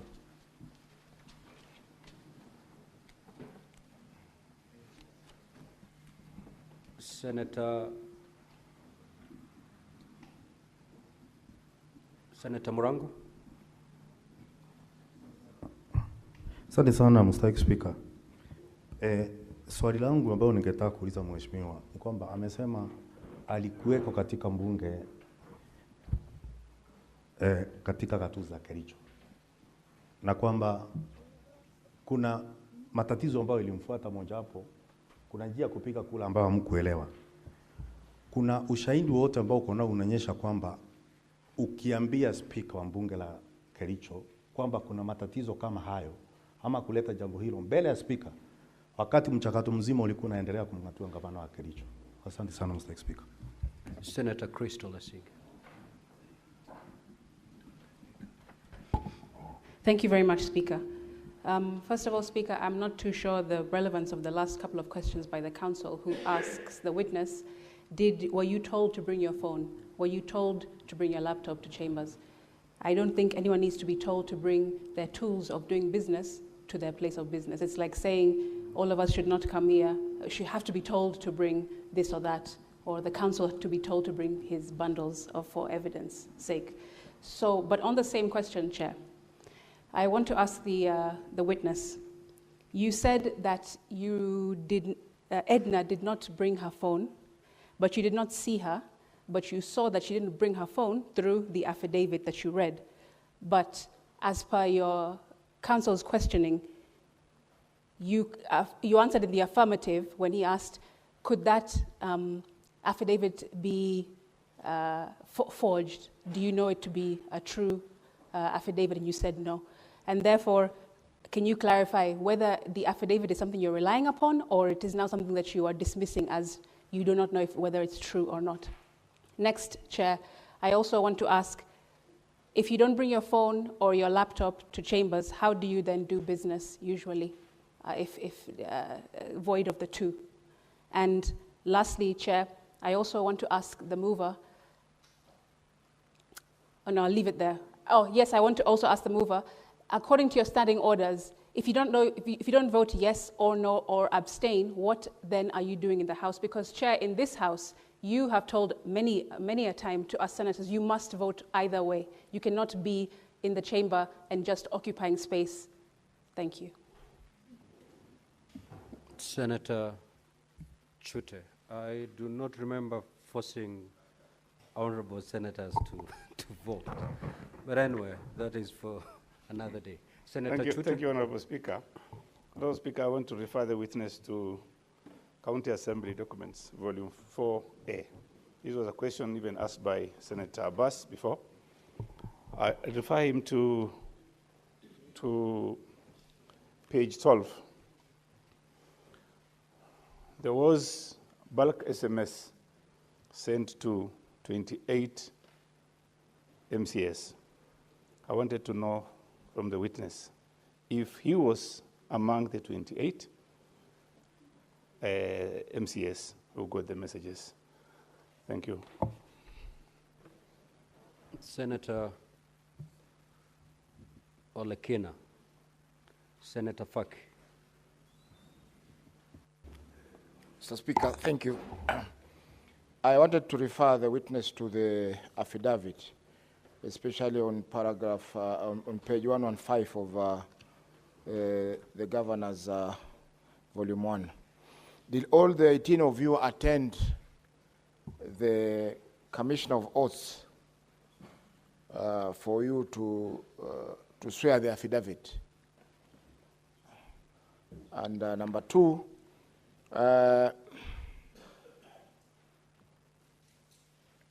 looking at the affidavit, you have stated that an introduction of untested electronic voting. Did your standing orders provide for electronic voting? And when did you amend the standing orders to allow for the electronic voting? Thank you. Senator Mbugo. Thank you, Mr. Speaker. Mr. Witness, I want to refer you to your affidavit on page 114 of the Governor's documents, in particular number 6, where you say that the Speaker of the Assembly failed to conduct the proceedings with impartiality and in several instances demonstrated bias. Can you give this House examples of those bias? And number 2, the last sentence of number 7, you say that members had a right to choose the mode of voting, whether manually and electronically. Is this provided for in your standing orders, or where do you get these rights? Thank you, Mr. Speaker. Senator Beatrice Akenya. Thank you, Honorable Speaker. Honorable Speaker, phones are very personal items. I would like to know from Mheshimiwa, what role you have in knowing where people keep their phones? And especially on this member, how would you know where somebody's phone is? Do you have an official role of knowing where people keep their phones?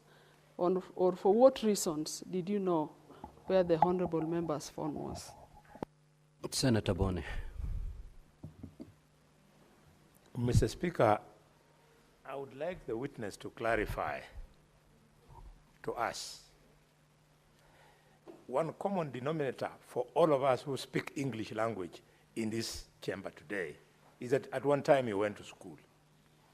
Were you being reminded to carry with you a pencil and an exercise book when you're going to school? And if that common sense did not make it difficult for you, you always carried, why do you want me to believe that the Speaker or the clerk or somebody in Kericho had to remind you to carry the gadgets for you to go and vote? Finally, do you appreciate the fact, based on your verbatim contribution in the county assembly and the contradiction you're making in the House today, do you appreciate the import of what you are doing to the case of the governor who you have come here to help to succeed in his case? Or have you deliberately come here to make fools out of the people who sit in this distinguished House? Senator Maruma. Then log out, Honorable Senator, please. Senator Olekina. Senator Fernandi. Thank you, Mr. Speaker. Mheshimiwa Martin, when you protested of not being given an opportunity to not to vote or participate, did you, I believe there is a Committee of Powers and Privileges in Kericho County Assembly. Have you reported this matter? Secondly, is it coincidence, according to Volume 1 of Governor's Bundle, that 18 of you did not carry their phones? 18 of you, because that is page 6 on Volume 1 and you are number 10, that all of you did not carry your phones that day to the chamber because you knew the SMS link will be sent to your phone. And finally, Speaker, sir, I have seen the answered and I have seen your affidavit. Who are you? Is this an armed fraudite case? You are trying to be an armed fraudite. Where are you? Do you want us to believe the affidavit or the answered? Thank you, Mr. Speaker, sir. Senator Morgo. Thank you very much, Mr. Speaker, for giving me the opportunity. I would like to know from the Honorable MCA if he realizes that he is contradicting himself to have agreed with a report that intends to impeach the governor and yet denies signing. Does he realize how he is contradicting himself? And then secondly, did he plan with the lady MCA to leave their phones in the car? Because it cannot be a coincidence that they left their phones in cars and yet they were supposed to have them. Was there an intention, was there a prior plan before voting time? Senator Lekina.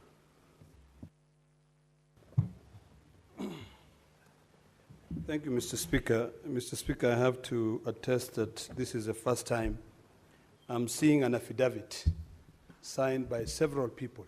One affidavit signed by so many people. I think in law, an affidavit is supposed to be deponed by one individual. With that case as it might be, I just want some clarification from the witness. Whether indeed you went with all these 18, and I'm looking at your affidavit on page 113 of volume 1 of the governor's documents. Volume 1, page 113. And it says, and I believe you are number 3 on this, we, the undersigned. I just want to be sure, and please correct me if I'm wrong. First of all, I've just said, and I stand corrected by both legal counsels, whether an affidavit in a petition can be signed jointly by various different individuals, although it was only by one person. Did all of you, 18 of you, go together, sit down together, and then, based on the order of names, the first one is Honorable Kamam Rop. After he signed, the next person, Honorable Kipto Faith, signs. And then now, the last question is this. I have seen another affidavit, volume 7A of the County Assembly document, signed by the same person called Honorable Chepkurui Edna Tanui. I believe that's the same name here. Chepkurui Edna Tanui. How is it that you... You're off record, Honorable Senator. Senator Veronica. Thank you, Honorable Speaker. I want to refer you to County Assembly documents, volume 4A, page 28. There is a report there, the electronic voting system, voting results audit, indicating that Honorable Cheriot Martin Kiplangat voted at 1926 and 12 seconds. Did you actually vote on any system that day, either on phone or on the computer that was in the house, in the assembly? Did you vote? You did not vote. So this is a false document, what the assembly has brought.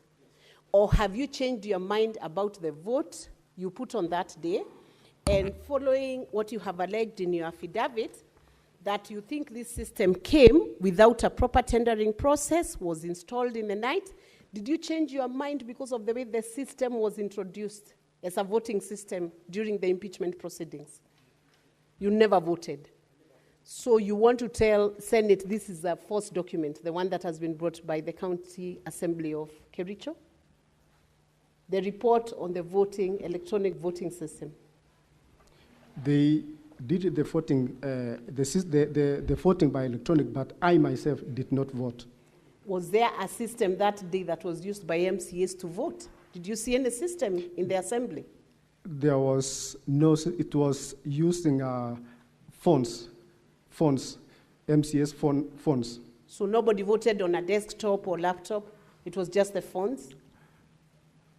I remember there was a knife, there was a laptop for those members who wanted to be assisted.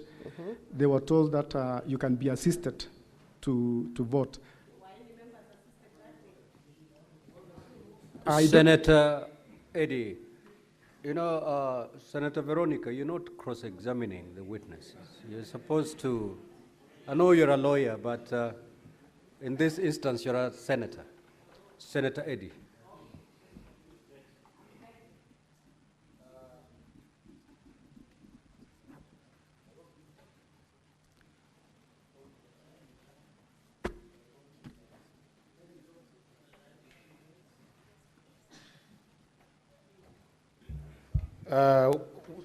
Mr. Mheshimiwa, your affidavit, you says that you participated in the proceedings. That is on page 113. On page 114, you say you abstained because you were not trained on the use of electronic. Now, you and I are called upon to hold governors accountable. I hope you're familiar with Article 159 of the Constitution, which says that where there is procedural technicality, we must give substantive justice anyway. Your reason for not voting is because you're not trained in the use of electronics.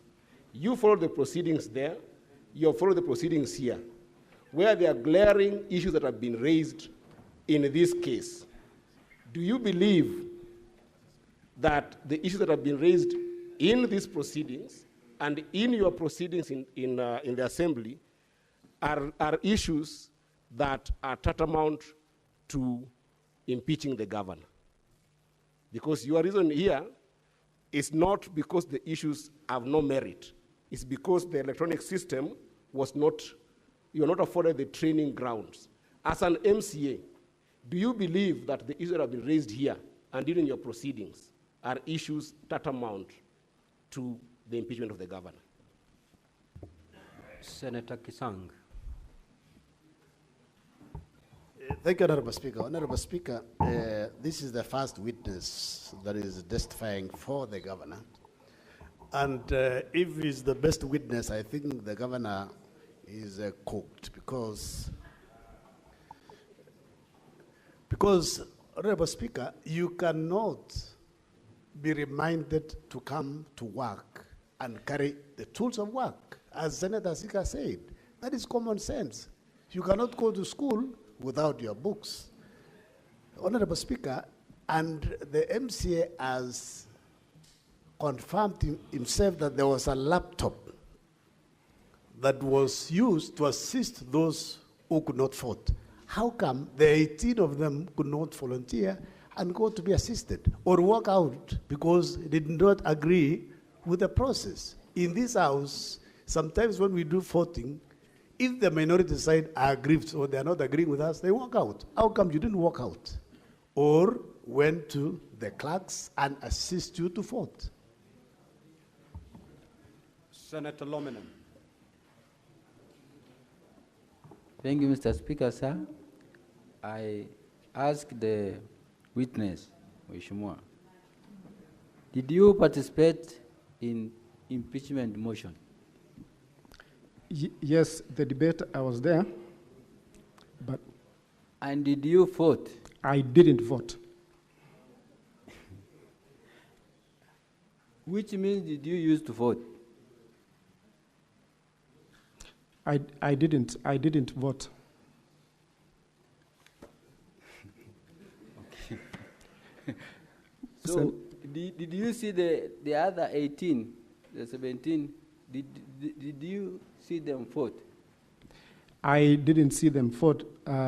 Honorable Senator, when the Speaker directed voting to take place, we had requested him. Actually, one member, Honorable Paul B., stood on a division and requested that voting be done on roll call. And all of us, the 18 members, stood because we suspected manipulation on this voting process.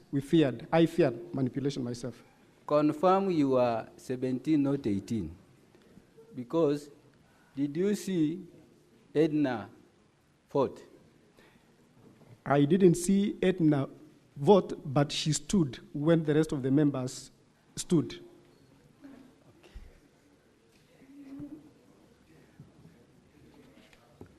Senator Wakoli.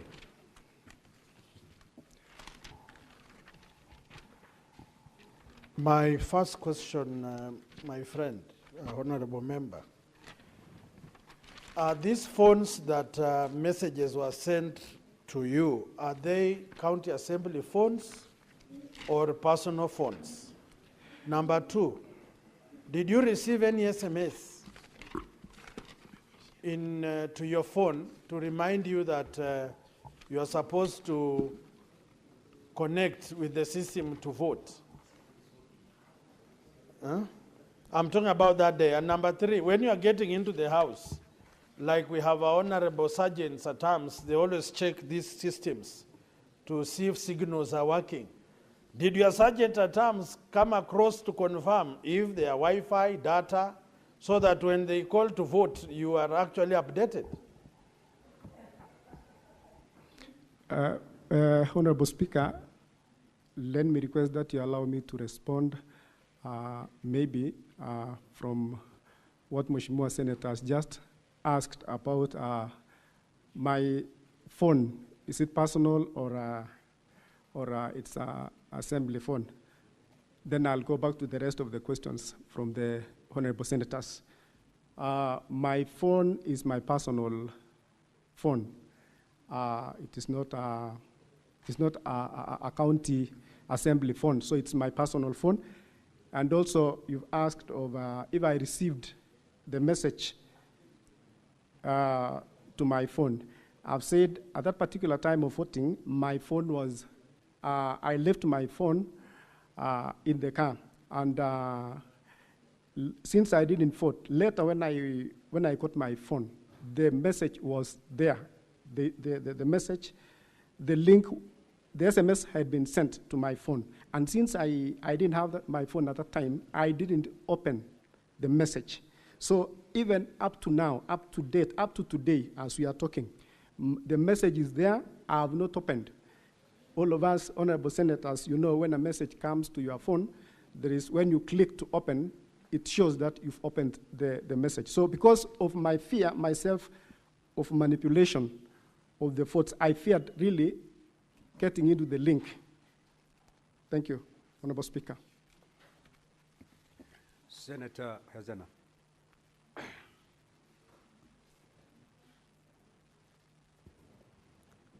Thank you, Mr. Speaker. I would like to know from the witness, I would like more clarification on the phone issue, because we know that technology is so advanced lately, such that we have incidences, we have a screensaver which can actually make you not see what the person sitting shoulder to shoulder with you is typing. So how did you exactly know that your colleague did not vote? Because sometimes we sit shoulder to shoulder with our colleagues, and it's so hard to know what somebody is doing on their phone. Thank you. And the other 18 people, Mr. Speaker, I would like to know also if at all they were sitting in one place, or were they confined in one place such that you were able to monitor all of them? Thank you. Senator Keroche.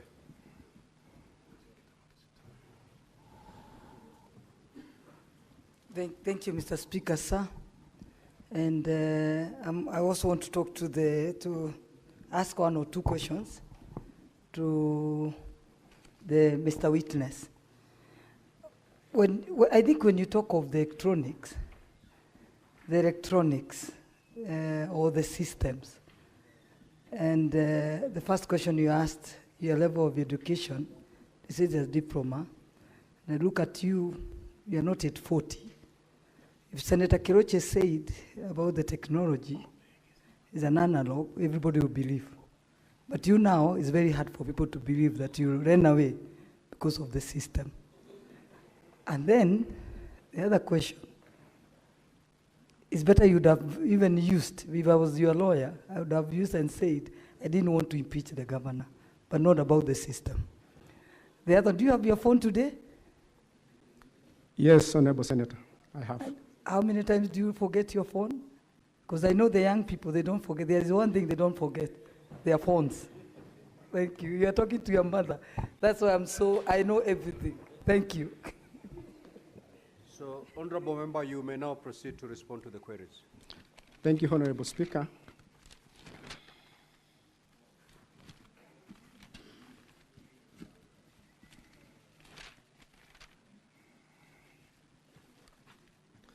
Let me respond, Honorable Speaker. There is a question that, the first question that was asked by the Honorable Senator Sifuna about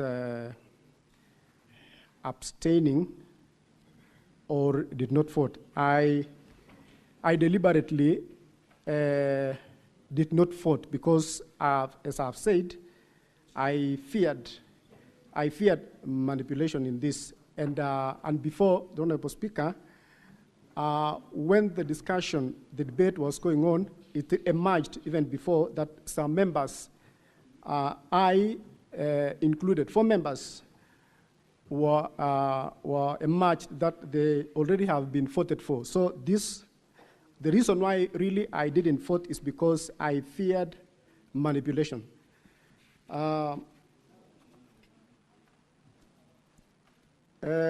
Honorable Speaker, there is a question also that was posed about making our request known that we needed otherwise voting apart from the electronic one. Honorable Paul B. requested the Speaker to allow us for the roll call, and when he stood, he was actually denied, but all of us stood on a division, the 18 members, and the Speaker directed that the electronic system be used. There is a question also, Honorable Speaker, about the affidavit of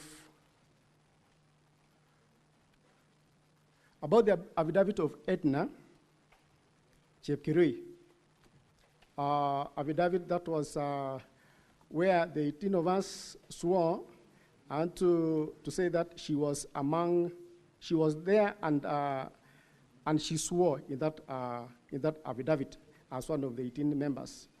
Another question, Mr. Speaker, Honorable Speaker, is that there was a question almost similar to the one I was asked before about my phone at the time of voting. Then I've said I didn't have my phone at the time of voting.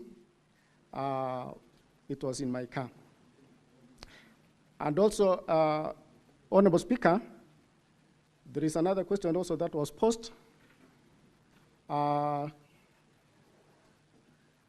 about getting the message, the link that was sent, about the link that was sent to my phone.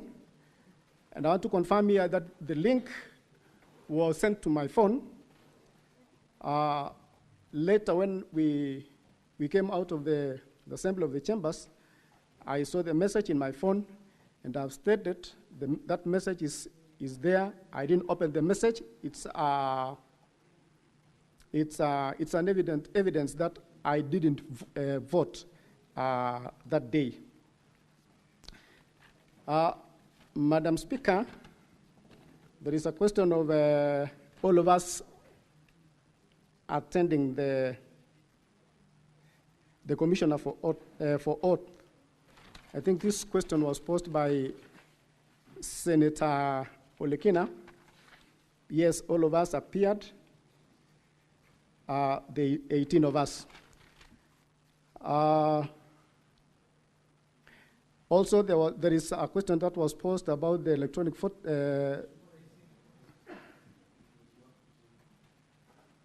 Pardon, Honorable Speaker. Senator. Proceed on and Okay. answer the questions. Thank you.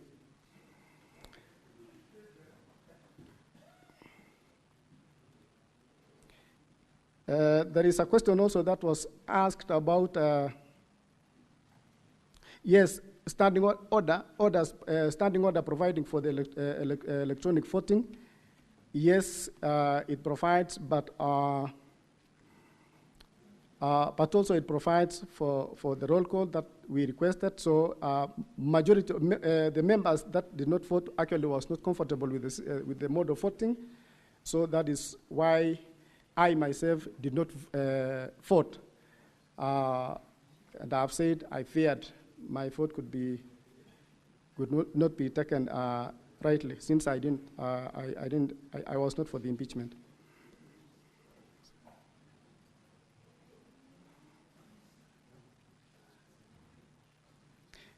There is also a question of from Honorable Senator about I having an official role in knowing where a member keeps her phone. This day we were seated almost next to each other, and actually she told me that she also didn't have a phone. So I don't know. I don't know exactly why also she didn't have that phone, but I can say by a word of mouth, she didn't have a phone. And also there is a question of, do I need to be reminded to carry my phone? No, I do not need to be reminded, because I always carry it around with me. But at this time, this day I didn't have at that particular time, because I didn't want to.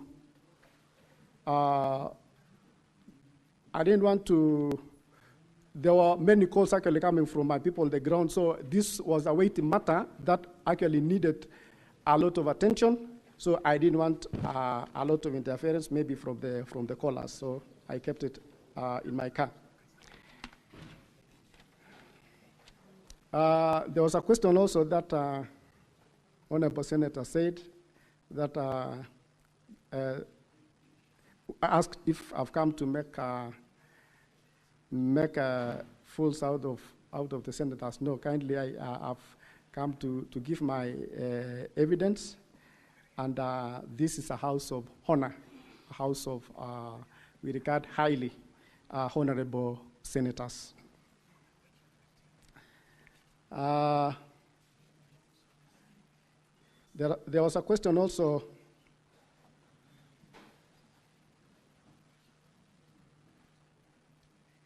There's a question also that was raised by Honorable Gerard Gay, Senator Gerard Gay, reporting to the powers matters. If I have reported to powers and privileges, no, I've not reported. I have not.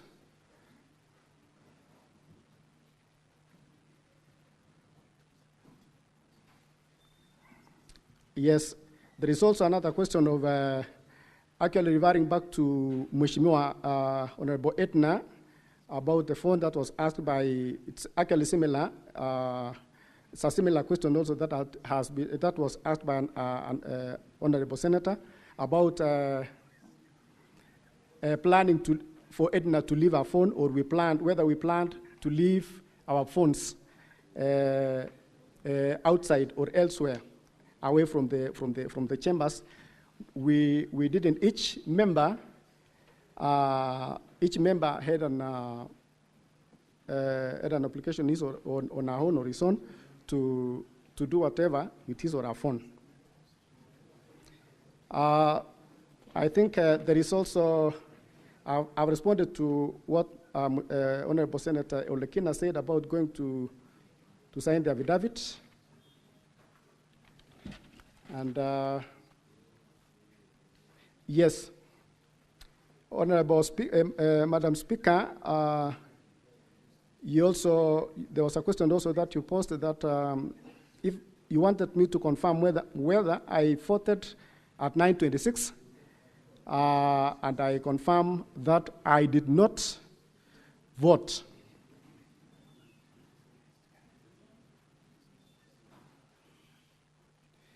And Honorable Senator Eddy, there was a question also about the proceedings and proceedings of the House and reasons for not voting. Then this one I say myself, I did not vote because, as I've stated, I feared a lot of manipulation in this, and that is why I didn't vote. So, Honorable Speaker, that is my submission. Thank you.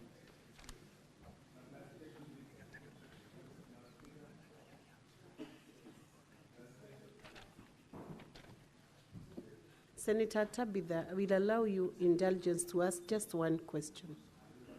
Then the speaker, then the witness will respond to that. Thank you, thank you. My question is very simple, Mheshimiwa. Does your phone have a password? Yes or no? My phone, yes, it has a password. Thank you. Just leave it at that. So nobody could access the voting if your phone has a password. Leave it at that. Senator Kathy Muma. Thank you, Honorable Speaker. My question, I would want to understand what the Honorable Member was going through. So you went through this impeachment hearing. Yes. Were there issues, the issues that have been raised before us, did you find them weighty enough to impeach the governor, that your only problem was the method of voting?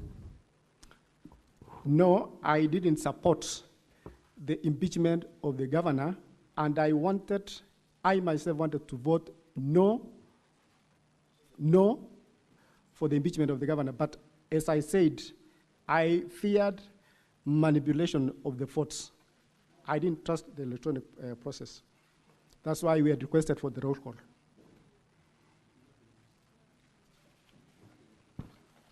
Senator Lomenen. Maruma, it's reading Lomenen on the dashboard. Are you sitting on his desk? It's reading Lomenen. So my question to the witness would be, the speaker had ruled that electronic voting was going to be used. Now you decided, the 18 or 17 of you, that you would not vote. What was the expected consequence? Did you think that the whole vote will be annulled by virtue of the fact that some of you have refused to vote?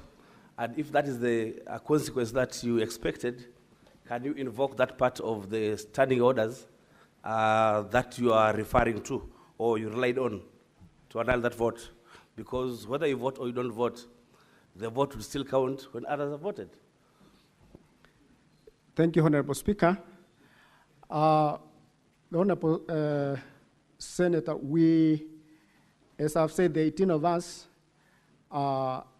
let me talk of myself.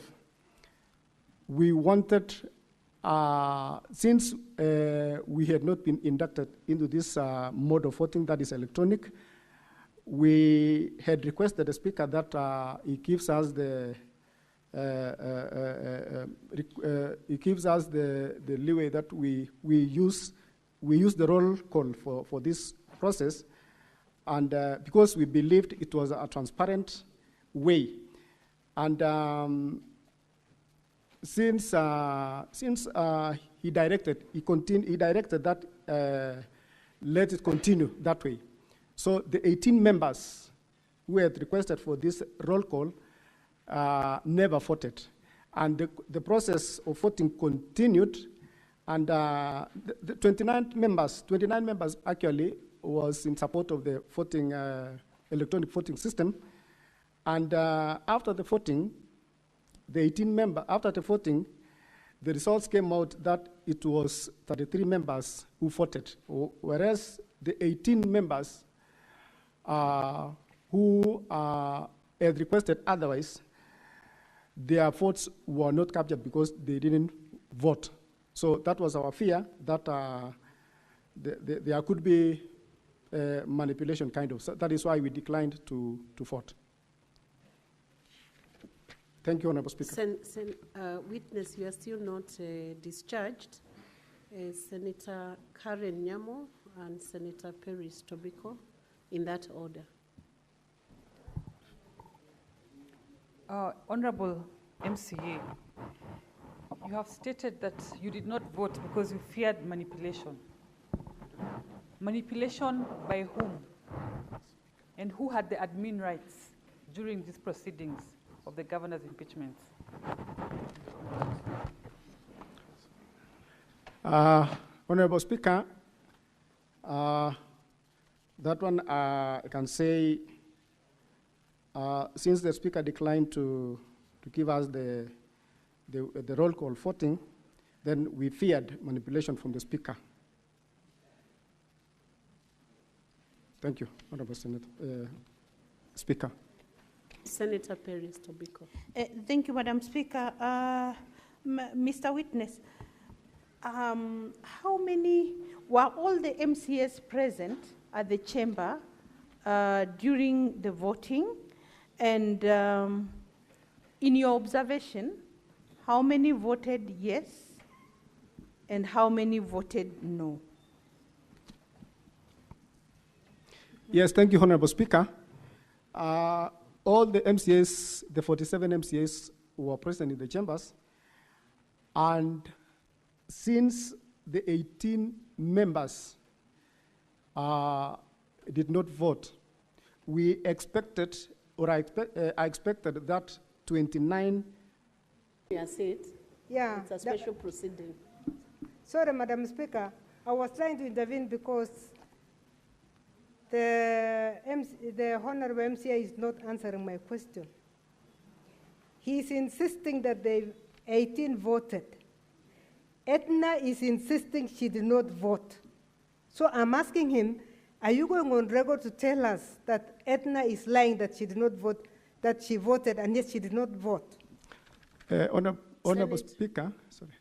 Senator Margaret, when the witness gives their answer, whether good or bad, that answer will help the senators to determine how to vote. So he's entitled to the answer he wants to give. Madam Speaker, maybe let me request that you allow me to respond because yes, I've said the 18 did not vote. I didn't say they voted. The 18 members didn't vote. And why is because later when the results were declared. Thank you, Madam Speaker. My question to the honourable member is, can the hazard of Kericho County Assembly vindicate you in terms of you protested the electronic voting? And if it's so, there is provision in your standing orders that one, if you agreed with the impeachment of the governor, you were to vote yes. If you did not agree, you are to vote no. If you are confused of what to do, you abstain. What was it so hard for you, the 18 of you, because you are not agreeing, to vote no? Thank you, Madam Speaker. Thank you, Honorable Speaker. As I said, Honorable Senator, that I myself, I was to vote no, and I was to vote no, but since there is something that I've said, and I'll just repeat it again, that I really feared, because I didn't trust the electronic process, I feared manipulation in this because my name had a might before that I was among those who had been voted for, even before the voting process began. So I chose not to vote completely. I chose not to vote completely. And also, even from the Hansard and also from the Hansard and from the clips in the assembly, it is very clear that the members, those who chose not to vote, stood, and they can be counted 1 to 18. It's very clear. Thank you, Honorable Speaker, Madam Speaker. The last question you come from Senator Seki Lenku. Then we'll close that, the evidence from that witness. Thank you, Honorable Speaker. To the witness, Honorable MCA, I want to believe that whatever that was talking here is the truth. Yes. And from what I've learned, you've really tried to balance yourself. And I want to agree that you know exactly what is all about the assembly. Does it mean that, Honorable Mheshimiwa, you've been forced by the executive to change your mind and say you've not voted while you voted? Because you see now, it seems like you voted. So can you tell this House that you've not voted, and that is all, rather than try to be just to double speak? Thank you, Madam Speaker. Thank you, Honorable Senator. Madam Speaker, if there was a way you could allow me, I don't know. I have my phone still right now, here with me right now.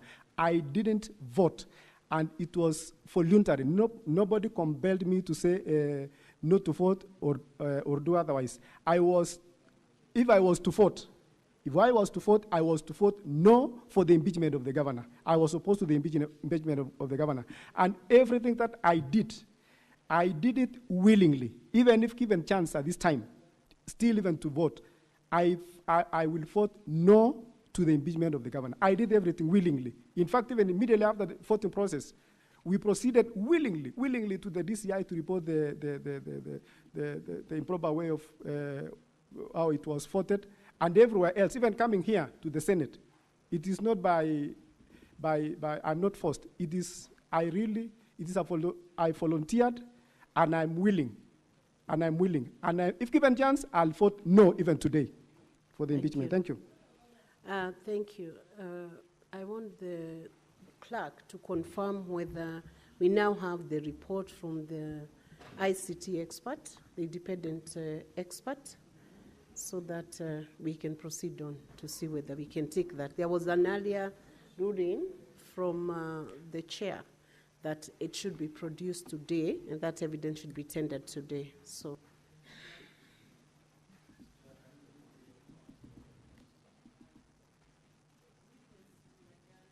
Now, so you may resume your seat.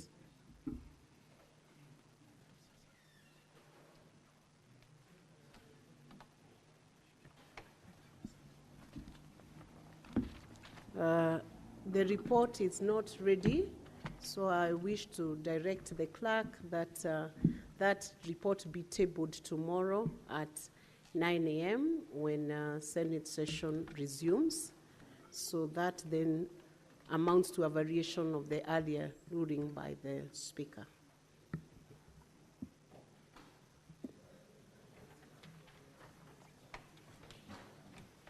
The governor's team will have 2 hours, 40 minutes for evidence of remaining witnesses, if any, and the county assembly will have 1 hour, 30 minutes for cross-examination of the witnesses that will be called tomorrow by the governor's team.